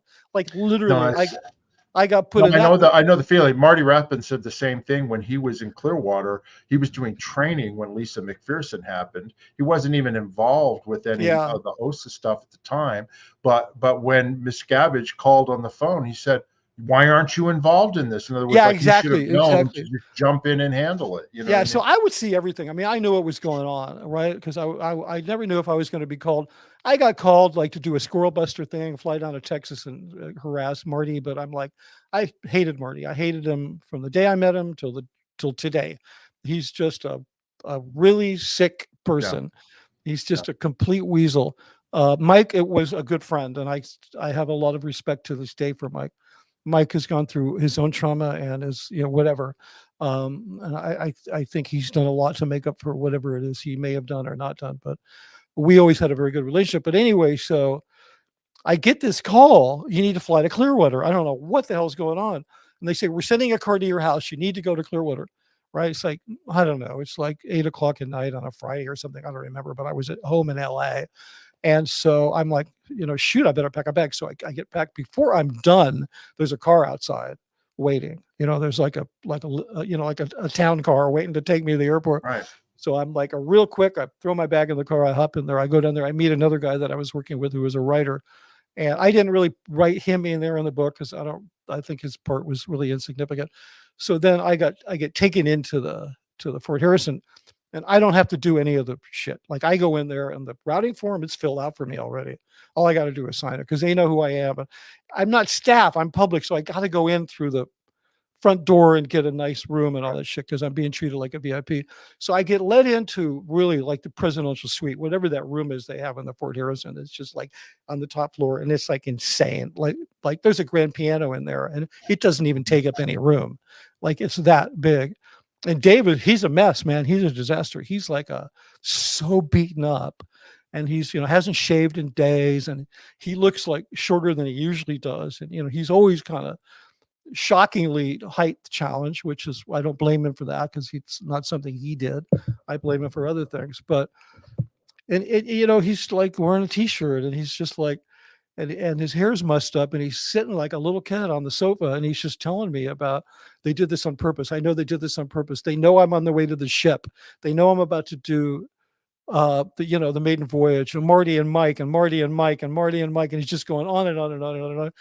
To this day, Mark, I was never asked to do anything about that. I just flew down there, hung out for a couple of days, listened to him fucking complain.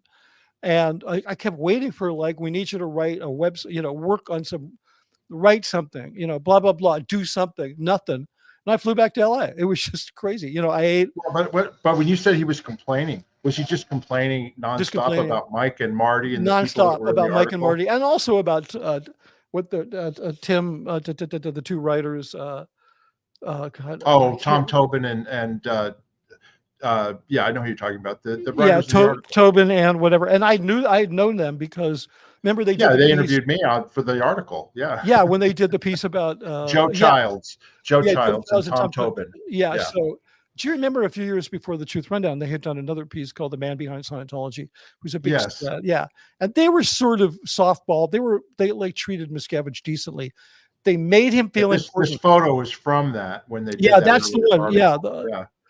Yeah, that's from that earlier article. And so they came to Golden. I talked to them for a couple hours about what an awesome leader Miscavige was, because at that point, I was like, I was willing to be paid to lie, and I was willing to, and there was a lot that I didn't know. So I sat there for an hour and I said, I've worked for plenty of people, and I got to tell you, I've heard stories about Bill Gates and which I had, and people that had worked at Microsoft at top levels. And I heard a story from a friend of mine who, when Steve Jobs was at Next, he was hired to do some fundamental design work for the company and about what a dick Steve Jobs was. But whatever, these are just people talking. So, but I could relay these kind of anecdotes and say, yeah, when you have people in these positions, you're always going to hear somebody is going to get their feathers are going to get ruffled because there's a lot at stake. Of course, in Scientology, it's not just the shareholders' investment that's at stake. It's the entire consciousness of all human existence from this time forward. So, because that's what cults do. They operate at a high level of what's at stake if we don't make it. So, yeah, it was crazy. I went down there, I hung out, ate a bunch of Kobe beef sliders or $1,000 sushi plates or specialty coffee or whatever the hell because he lives like a super celebrity. And then I flew back, and it was just weird. That's wild. Well, and then there are other ones too. We're going to skip forward to the Scientology Meter Productions because, sure. Yeah, I mean, no, I was just fascinated in the book where you mentioned about how Miscavige reacted to these things, because obviously, like I could care less what he thinks about me, but I'm sure me and Janice and Marty and Mike and everybody that's been speaking up, basically, 30 years later, he's still going, those were dirty rottens. Whatever. Oh, yeah. I mean, I'm at Scientology Media Production. It's like 2016, right? And I'm being handed a folder full of hate site content and said, hey, Mitch, could you go through this? And just because, I'm really good with words and da-da-da-da-da. So, I could take some hacks work and polish it up, right? And I didn't mind doing that because it's no sweat. And I was, I've come out in public and apologized for kind of being not a real boy, but I'm really trying to be like an authentic person after those years of doing all that. And then I open it up and there's Mark Fisher. I don't know Mark Fisher. There's Mark Fisher and all this horrible stuff. And I'm like, what the fuck? So I'm thinking, wait a minute, this guy, I didn't even get to meet this guy. He left in 1990. And I'm like, why is this news? Jesse Prince. The three that I saw that day was you, Jesse Prince, and Karen De La Carriere. These are like, you guys have been out forever, right? Like, forever. Yeah. And here he is, and he's still completely stuck on it. So, yeah. And then they also had a guy, I'm not going to mention his name because he's gone, and he really just deserves to live his life. But he was a professional journalist who had worked for the Hollywood Reporter, which is weird because the Hollywood Reporter was a big enemy of Scientology. Right. But he was also working on the hate sites because he'd been fired from the Reporter, and he's a good writer. So anyway, it was just there was this crazy little time at S&P. But I'm sorry, you wanted to ask something else about S&P. No, I just was going to say, it's just like having these little demons running around at his head all the time. Yeah, it's nuts. I mean, what's the point? Constantly, like, yeah, what's the point? Where are the strawberries? You know what I mean? Yeah, exactly. Who took the strawberries? Cain Mutiny. You know what I mean? And he's got his little dice things. You know what I mean? Hey, Mark, if you can adjust it, your camera went a little out of focus. If that's yeah, I know it did. I'm going to go out and come right back in. Just hold on 1 second. Okay. Yeah, I'm going to tell the people a story. Okay, so there you are. Okay, is that better?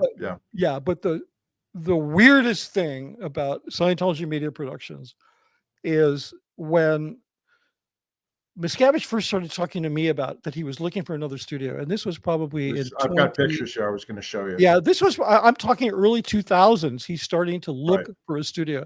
And anybody's interested, that's the old KCET studios. Between purchasing it and renovating it, they spent $100 million. That photo of the opening day is not photoshopped. I was there. That is not a fake photo. That is pretty much every Scientologist in LA got to get in there and eat expensive lobster rolls from a food truck. Now, who the hell doesn't want to do that? So anyway, they had the parking lot full of food trucks. But anyway, yeah, so he spent $100 million on this place. And the reason he did it was he said, I'm going to get my own TV station and I'm going to fuck them up. That was his exact phrase. I'm going to F them up. What he meant was he was so sick of what he thought was being mistreated by the media that he thought if he got his own media platform, he could turn the tables and expose them. And he was paying huge amounts of money to outside investigative journalists to investigate Tom Tobin and Joe Childs and Tracy McManus from the Tampa Bay Times, and what's his name, Lawrence Wright, and Alex Gibney. Then he was Ortega. Yeah, he was going to be bombarding the airwaves with these exposés on these guys, and he was going to call it Freedom TV, which was, an evolution of Freedom Magazine. Which, side note, they haven't even published since 2019 because all the journalists quit because they all can't stand Miscavige. And I know that for a fact because I've spoken with a number of them. And they've told me exactly why they can't stand him, and it's pretty horrible. But they never did Freedom TV. It's the whole reason they built the studio. There's a picture somewhere on their website. It's in the video about the studio. There's a picture that I should have put it up. It says Freedom, and it's like a set on which they were going to shoot Freedom TV. They could never get the thing launched, so they turned Scientology Media Productions. They turned the TV network. It's just nothing but puffy infomercials and self-serving pieces. So it's people don't realize that this place. This is $100 million disaster. This is $100 million of tax-free money that was donated by people who thought they were doing something good. So yeah, and and the place is way more toxic than gold ever was. Well, FYI. And it's so big. It's so big, and they've spent a lot of money, like you said, that it makes me wonder. Whatever happened to this monstrosity? I mean, they've got this 73,000 square foot studio at Golden Ear Productions, and now they got this big TV studio with big studios, right, in it? Well, okay, the studios. So is this just a white elephant just sitting there not doing anything? No, it's actually not. It's kind of sad. Okay, so the two studios at SMP, Scientology Media Productions, are relatively small. You could fit both of them in this studio and still have room left over. They're not big studios. They're very state of the art. They've been all renovated, blah, blah, blah. They're really like small studios for doing like TV interview type stuff. But and they've never used them. They've never shot anything in the studios at Scientology Media Productions, Right. even though they're just there.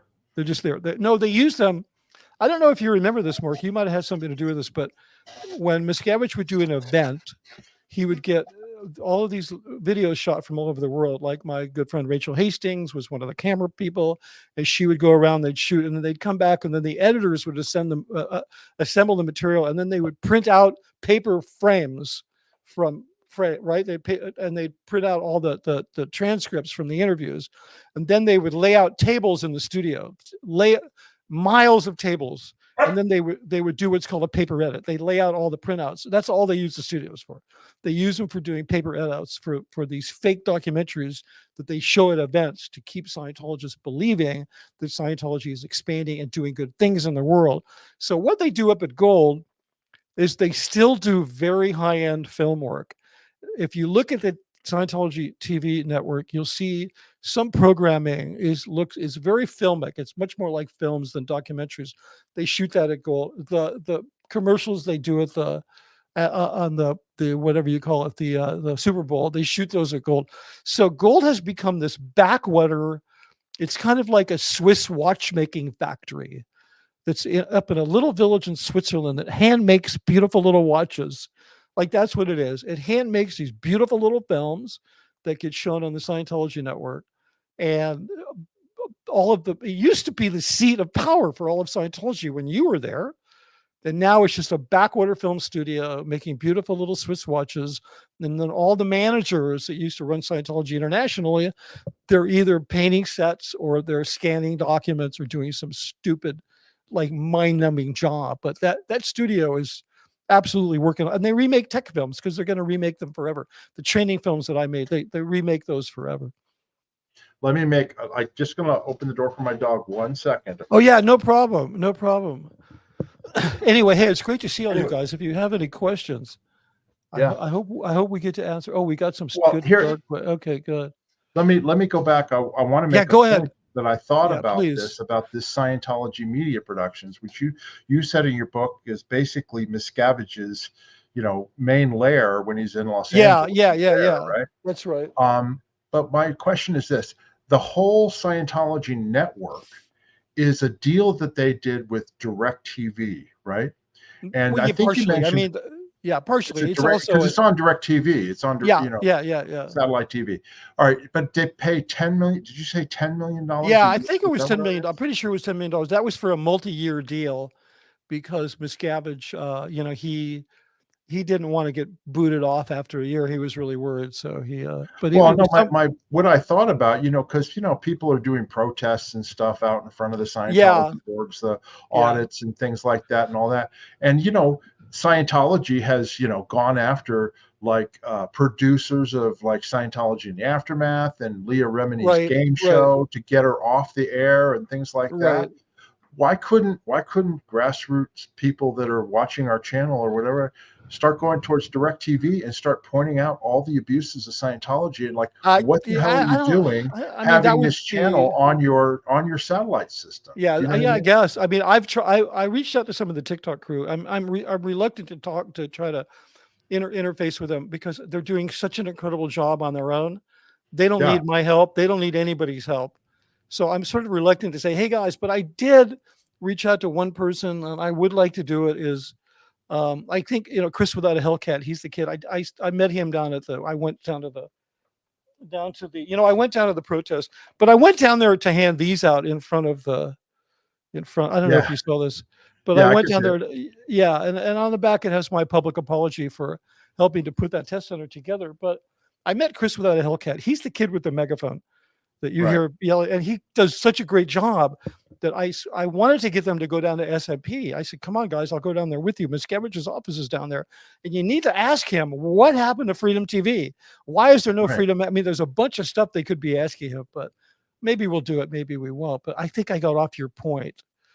No, my point was just that, I mean, another form of going after them is, turnabout's fair play. If they're going to go after the producers and the channels that are running anti-Scientology stories talking about the abuses, why not go after DirecTV and point out, hey, here's all Yeah, this information about these people. Why are you having this channel on your satellite system? Because DirecTV is nationwide. Do you know what I mean? it And it's is. like, It's it's almost like mostly, putting, yeah, DirecTV is mostly on the coasts.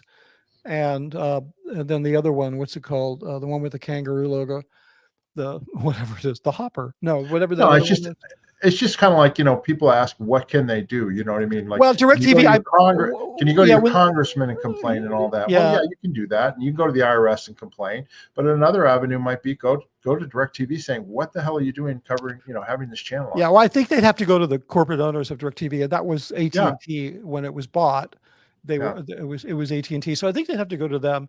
I mean, yeah, I don't know how well that stuff works. I mean, I know that. I don't either. It's just an idea, just something Well, I I mean, thought back in of. my Yeah. day, there was a woman Yeah. by the name of Anita Bryant, who was one of these staunch right-wing Christians, and she was an actress, and she did ads on TV for Florida Orange Juice. Yeah. Orange juice. Yeah. And so she was a part of what's called the moral majority, Right. and she pissed off so many people that they boycotted the Florida Orange Juice, and they fired her. So, she got Well, and it's kind of canned. like Bud Light. It's like the recent thing with Bud Light where they did that commercial, and then all of a sudden people stopped drinking Bud Light almost instantly. Yeah, no, you can do that, but that kind of cancel stuff is going I mean, on. but it's really weird with digital products, because what are you going to do? You're going to be like, "Dear AT&T, I'm canceling my phone subscription." They're going to be like, "Okay." Yeah. We lose, we don't care. I mean, I think they're very apolitical, like AT&T. Like, I remember the church was negotiating with the enterprise called Scientology was negotiating with DirecTV for months, and they had a guy that was working there who had been an employee. He had spearheaded DirecTV's digital launch, and so he really knew the inside workings. They were having all kinds of trouble negotiating money and which made no sense, because DirecTV's got like hundreds of empty TV stations. Just go look up where the religious stations are. And then they got bought by AT&T overnight. It was approved. The entire board of AT&T said, no problem. Some wacky religion wants to pay us $10 million so they can have whatever is 236 or whatever the number is, which is off in the weeds on our setup. Right. You can't even find it unless you're looking Yeah, for it. yeah. Who cares, right? Yeah. And plus, nobody watches it but a bunch of Scientologists to settle their own emotions about being in a cult. Like, literally, nobody. Love it. Yeah, and nobody watches it on DirecTV would say, we don't bother other religious channels. Why should we bother COS? Sadly, yeah, that's true. Yeah, they would. Yeah, exactly. It would be something like that. But I think they should go down there and harass the people at SMP, because that is the seat of power for all of Scientology management today. It is happening out of SMP. It moves to Clearwater, but it's pinned to SMP, because today, Miscavige, when you were there, you remember the old management system that Hubbard set up. You had INT management, you had CMO INT, you had RTC, the Watchdog Committee, and all this kind of stuff. And that does not exist. Nope. A lot of people don't even remember what it was. And now it's an oligarchy. Miscavige is Putin. And then you've got these oligarchs. There's, one running, Bridge Publications. There's one running the Dissemination Center, where they print all their bullshit that shows up in your mailbox. And there's another one at what's called Compilations, which looks like something out of the end of Indiana Jones. It's the biggest warehouse in the world, and they have everything Hubbard ever did laid out on tables, because Miscavige is so insane. He believes if he can just get everything laid out properly, he'll figure it all out, and the whole world will be his. He doesn't realize that everything Hubbard did is insane, so it's never going to work out. But each of the people running those things, those are the oligarchs of Scientology. And they're like a musical chairs, because, depending on which ones he threatens and, sends away for temporarily or whatever. So I think they should be protesting at SMP. I think that would be the most effective. Well, we're getting here to the end, and we're going to go to questions here, but I would just want to mention in your book, and I'm not going to reveal this, because there's this is the end of the book, and it's very good. There's a cliffhanger here, and I don't want to give it away, but something happens at SMP, Scientology Media Productions, which then results in you eventually being, distrusted and leaving. And I'm not going to go into Right. the details, Right. but Right. people should Right. read your book to hear the story as to what happened and why. Yeah. And it's quite it's an interesting read, and I'm just going to leave it at that. But please read Mitch's book, and you can get that full story there. But I wanted to also then ask you another thing too, and then we'll go to questions, right? Okay. Which is, okay, obviously, there's another interesting story which we're not going to go into right now, which you mentioned about, the filmmaker that promoted the Adolf Hitler and the Nazis and her connection to Hubbard, which is an interesting chapter Leni all alone. Riefenstahl. Yeah, and it's an interesting chapter, and I'm not going to go into it now. But Okay. my question is this, okay? Because you call the book Scientology: The Big Lie: How I Made an Evil Cult Look Good, right? Yeah. Have you gotten any backlash from, I mean, obviously you left and you're a skilled director, and Right. you can do movies and TV, and you can write scripts and things like that. Have you had difficulty getting work? I know there was COVID and I know there was a strike, but have Yeah. you had difficulty because of your connection to Scientology? I don't know. I mean, yes, absolutely, because I have no credits. I have nothing I can point to. So yeah, in that sense, in the sense that in the business of being a film director or a filmmaker, you're going to rely on your credits, and you're going to rely on an agent who sees value in you so that they can then sell you. And because of how I spent my career, nobody sees any value in that. Maybe on kind of like on an individual basis, I met with the producer of The Aftermath. She knew my work because they'd studied for Scientology. She was very, very gracious in trying to help me get some work, but it didn't work out. So, yeah, I mean, I haven't seen the boycott. If there's any kind of boycott kind of thing, I'm not aware of it. But definitely for having gone in that direction with my career, it was definitely made it nearly impossible to get work. Yeah, So, and then but I'm still obviously, working on it. no, and obviously our viewers know you've been an outspoken critic since you left, Yeah. since you did your first or second interview with us, and then started Right. your own channel, Right. and then Right. you had already started your book, writing it and all that. So you Yeah. obviously have regrets, and you've stated them on channel and on interviews and stuff like that. And it's like anything, we call our channel peeling the onion, because it takes time. I mean, everyone's so into the cult mindset when you're in, that you don't even consider what's going to happen when you get out, and it takes time to look back Yeah. on what you did, and how you can change things, and you're Yeah. I doing mean, a good job of it. yeah, thanks, Mark. I mean, I wasn't restricted to a Seaward property. I mean, for little pieces I was, but unlike a lot of people like you and others who were restricted and really very much kept in a kind of a constant, not a concentration, but a kind of like ideological lockdown camp, right? I didn't experience that, but I experienced like there's okay. Let's just before we get to questions, let me just say this one thing. So, Yeah, cultic abuse, especially in Scientology, it's kind of like a spectrum, right?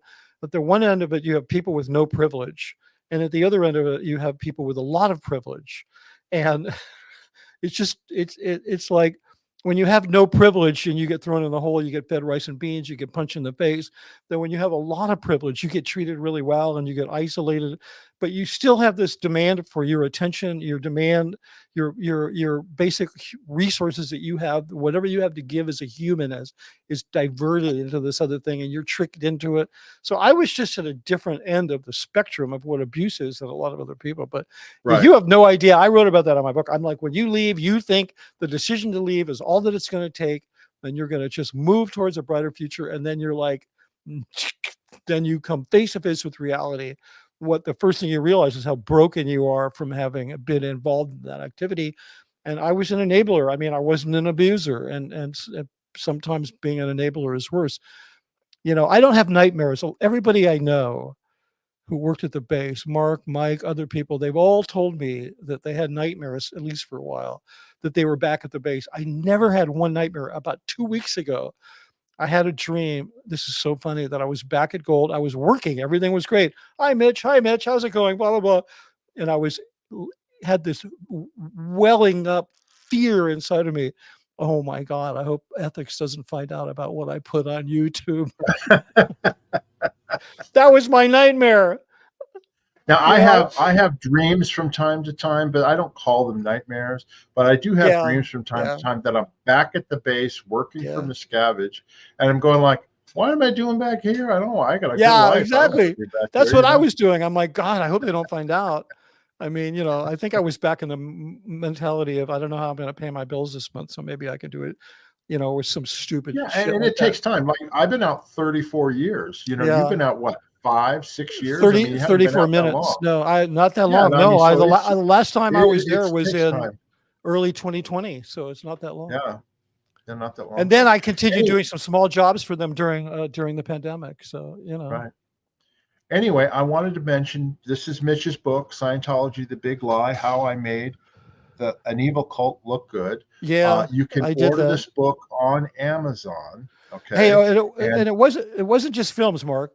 It wasn't just films, but the work we did on films is what inspired what the Ideal Orgs became in terms of how they look and how they're organized. So it was a lot of stuff. Hey, can we blow through? That's right. I forgot to ask you. Yeah, we are going to do that now, but I forgot about that. That's actually something I was going to ask you about. We'll do that at another time. But anyway, just a commercial for your book. Order his book. You can get it in paperback. Is it in hardback? Somebody asked that. It is. No, absolutely. It's in hardback. Oh, it is. You can get it in hardback. You can get it in hardback from Amazon. They don't have dust covers at Amazon. And you can get, I think if you order, hey, hi, Misha. How are you? I think if you order it from Barnes & Noble, you get a nicer hardback copy. They're more expensive to print. I make less money, but I don't care. Whatever you want to do. But yeah, there's a hardback. If you go to my merch store and you order a hardback, I'll sign it for you and ship it to you as long as you're in the United States.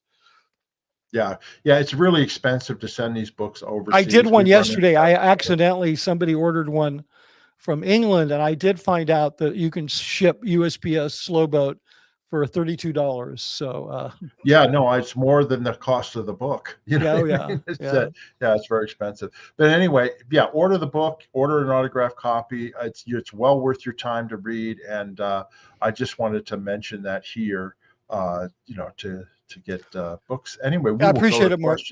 And don't forget to go to Amazon and leave me a review. It helps.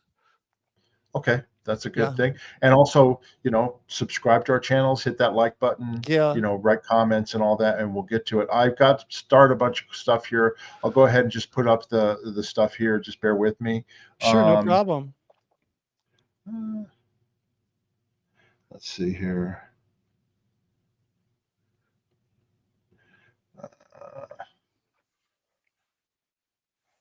Here we go.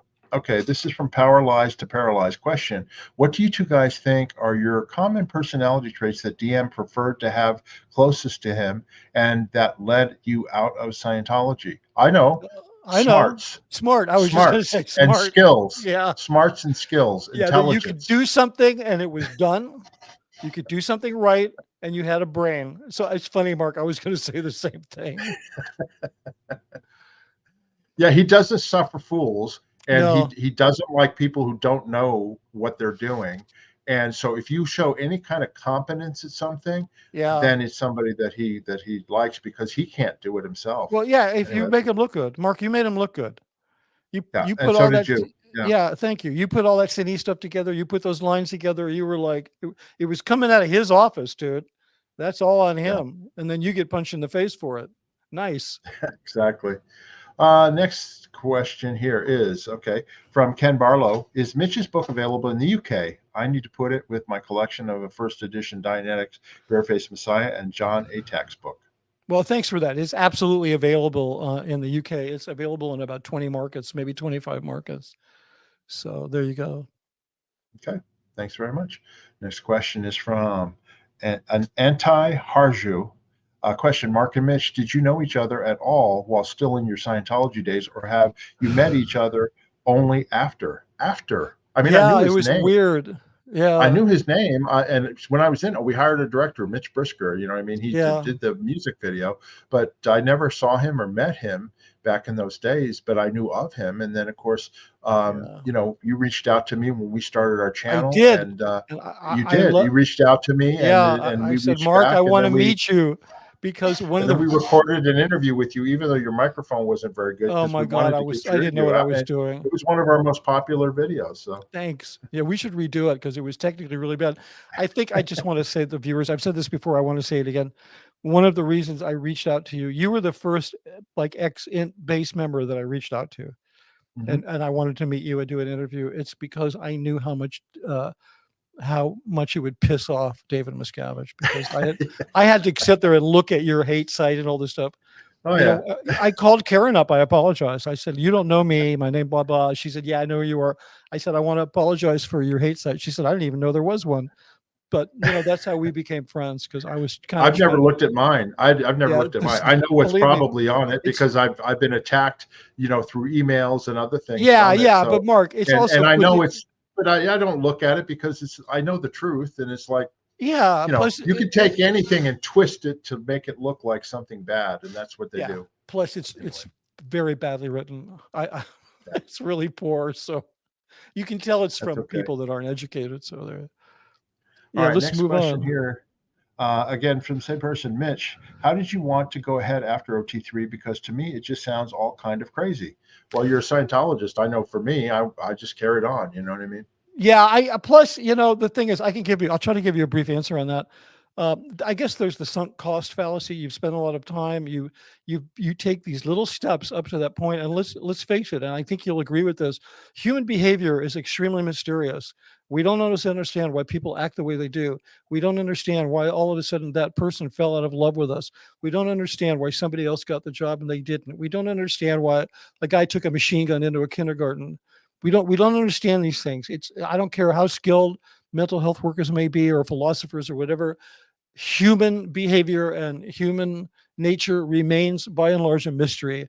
And OT3 offers a very plausible explanation. If you've been indoctrinated up to that point, all of a sudden you have an explanation for why people behave the way they do, and you go for it. It's not as nutty as it sounds, because you're getting it all out of context. And I'm not defending it by saying it's less nutty than it is. I'm defending the context, because when it's being ridiculed on South Park, yes, it's absolutely nutty. But when you're getting it within the context of being indoctrinated in that group, it makes a lot of sense.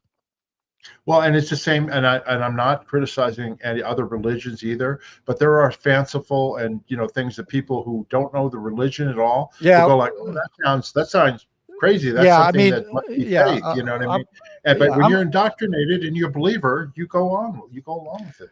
Yeah, I'm gonna part ways with you on not making fun of other religions. I don't have any back off on that. It's weird to me. It's like we were from this cult, and we were indoctrinated, and we believed in all this crazy shit. But like, I'm not trying to put the Mormons down just because they think you actually have three bodies and you're going to end up with your own planet and all this stuff that's at least as crazy as Scientology.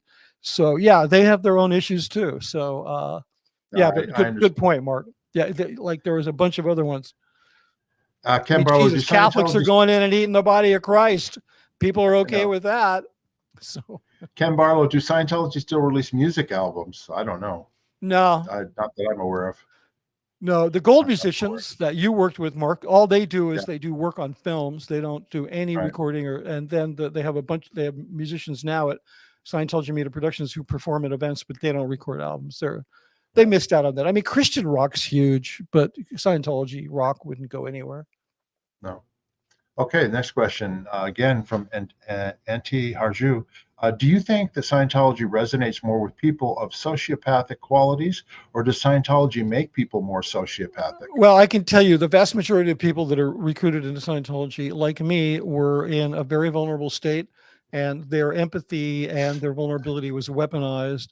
Scientology, it weaponizes and exploits people's idealism, not their sociopathy. So, if anything, it's going to move people in that direction as a survival mechanism.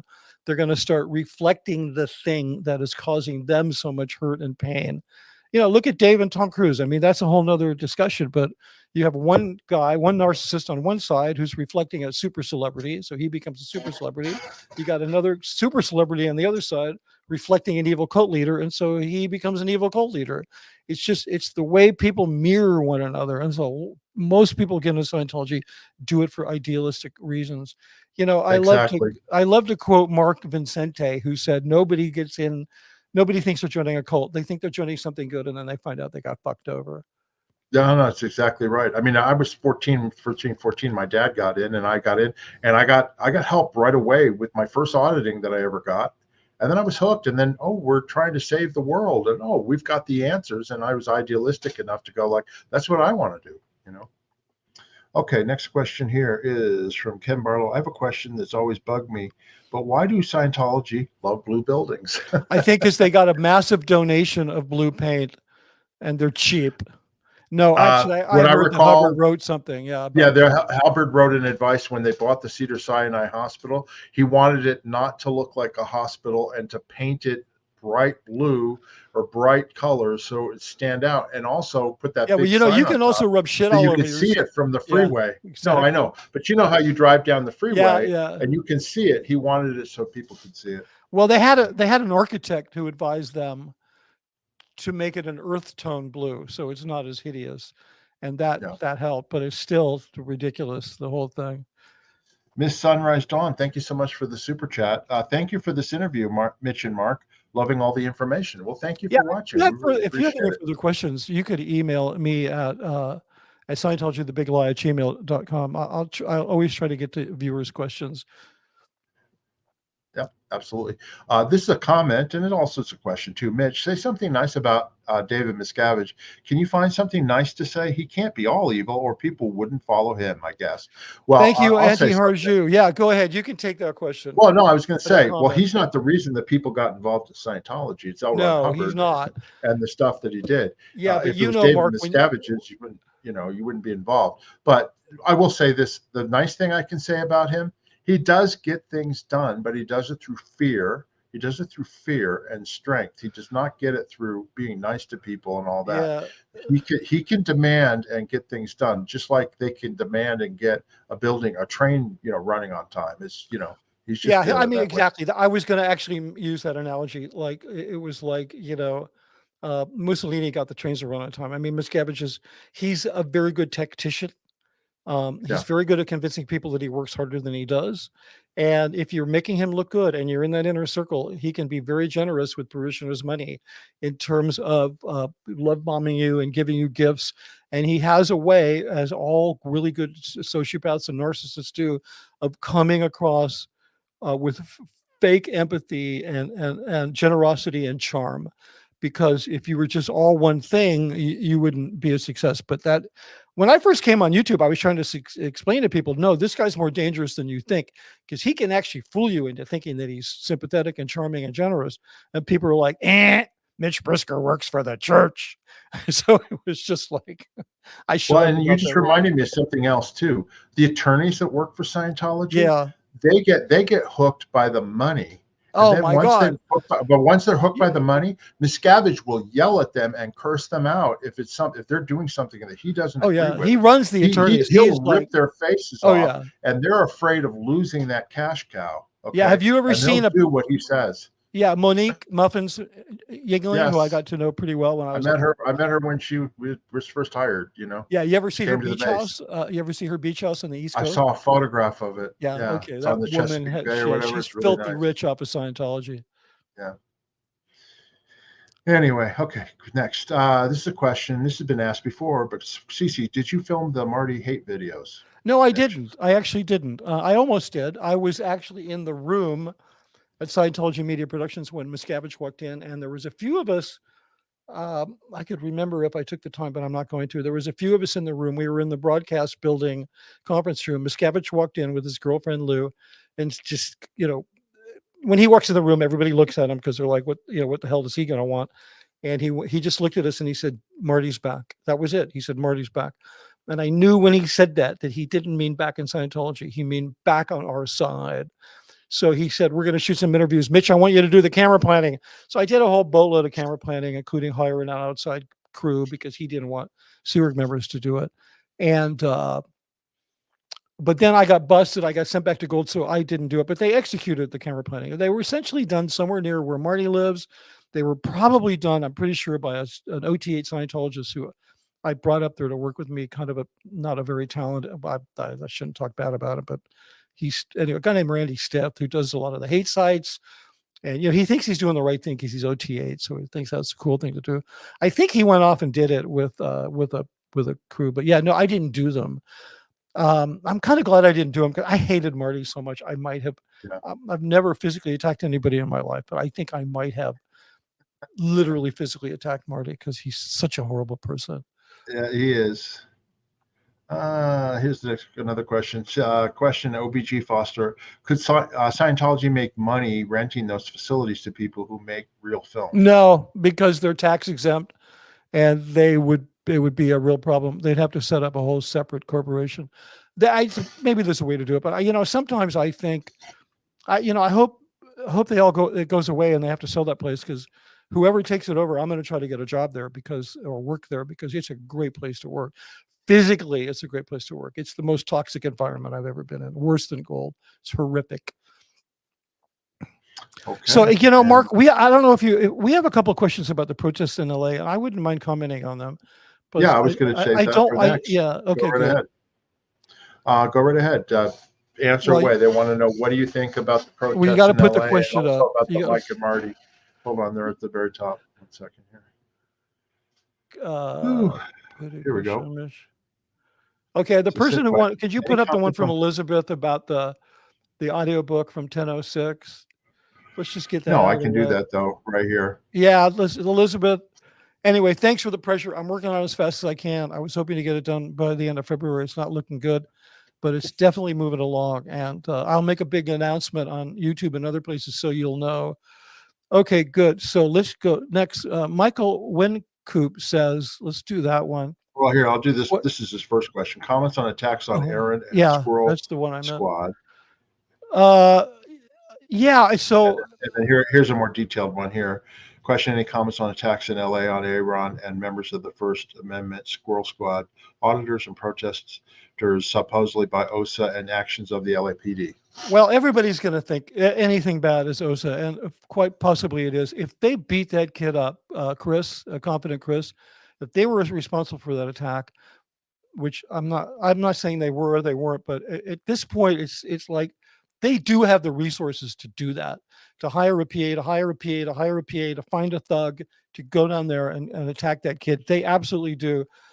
If that's the case, they are becoming so desperate. I mean, Miscavige must be so cranked about this because they're not like me and Mark. They're not like ex-apostates that are like just, pissed off or whatever. This is public opinion. I mean, these kids, when they showed up, and I went down there and I met a bunch of them, and they're lovely kids. They don't necessarily care about us. They don't need us, ex-Scientologists. I think what they're doing is perfect. Some other former Scientologists have said, no, protests never work.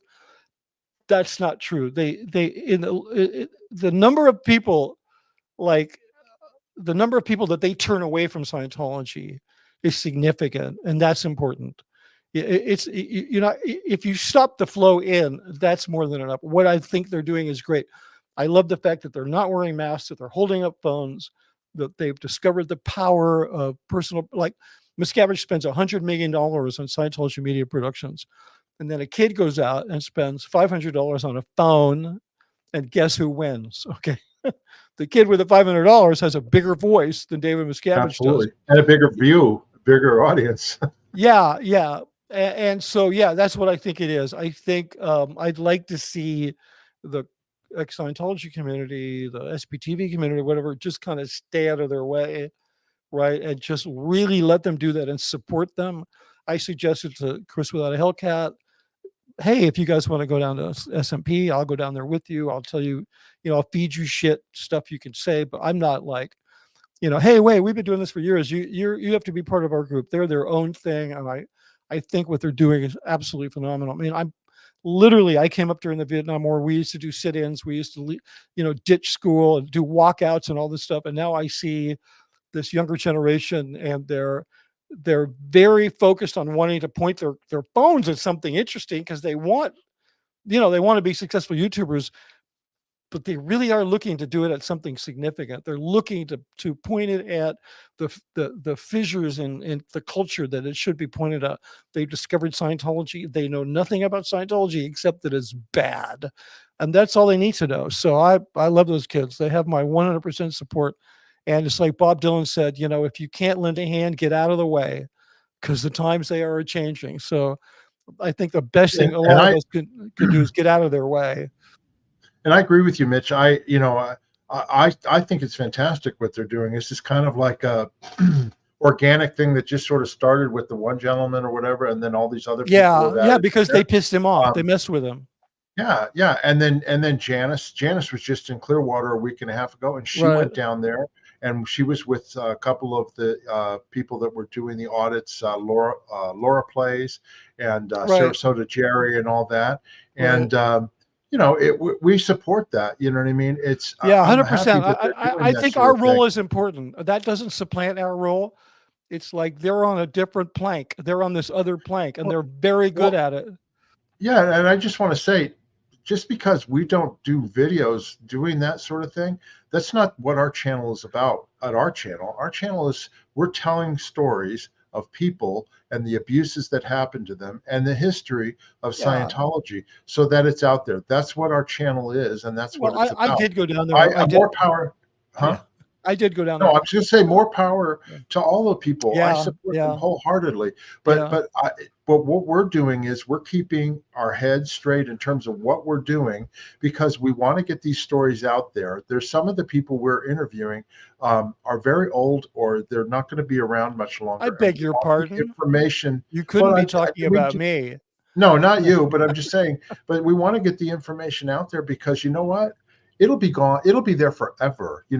Hubbard's stuff could be stored under a rock mountain somewhere, and maybe somebody will find it someday. But stuff that's on the internet and in the cyber universe, it's going to be there forever, because it's always everywhere. So that's why we do that. But we do support the people that do that. As far as the arrest of Aaron, that was horrendous, and it's the same thing with the letters and stuff that got sent to the, from the Aftermath Foundation. Look, they're friends of mine. I don't have anything to do with the Aftermath Foundation. Aaron is a friend of ours and all that. But the fact of the matter is that was horrendous. That was kind of like, really the way that was phrased and attacking the people. That shouldn't have been done. That's kind of like, I think Scientology, we would call it a 1-1 comment. It was covert hostility. That's not the way you treat people, and I don't agree with that whatsoever. But it's not our deal. We're not involved in that whole situation, and I hope that for everybody's sake, that Aaron and Mike and Mark and Claire and the people involved with all of that they get it sorted out. Yeah, I mean, if I could just add my own comment, because I've known, it's like Mike and Mark and Claire were like, I mean, I've known them since as long as when they were at the Gold Base and blah, blah, blah. I could go on forever. I know Mike since 1990. I think that what has been happening is people are losing sight of the fact that we all need to stand on common ground, and that there's a lot of people who had a lot of trauma. Mike, Miriam, everybody, all of us have had a lot of trauma. The thing is, all of the people that are having this conversation, we stopped doing the damage that we were doing. So I don't know why we're finding ways of re-traumatizing one another. And I'm not trying to be like, the Pollyanna and not be looking at the reality of the things, but we're losing, as I said, we're losing sight of common ground, and we all need to be standing on common ground and be supporting one another. And there's just some things that are happening where we're finding that all of a sudden the second gens are like a breakaway republic. They're like Chechnya, and like they're their own thing, and that the old guys like you and I are responsible for the trauma, and we're the ones that made it all happen.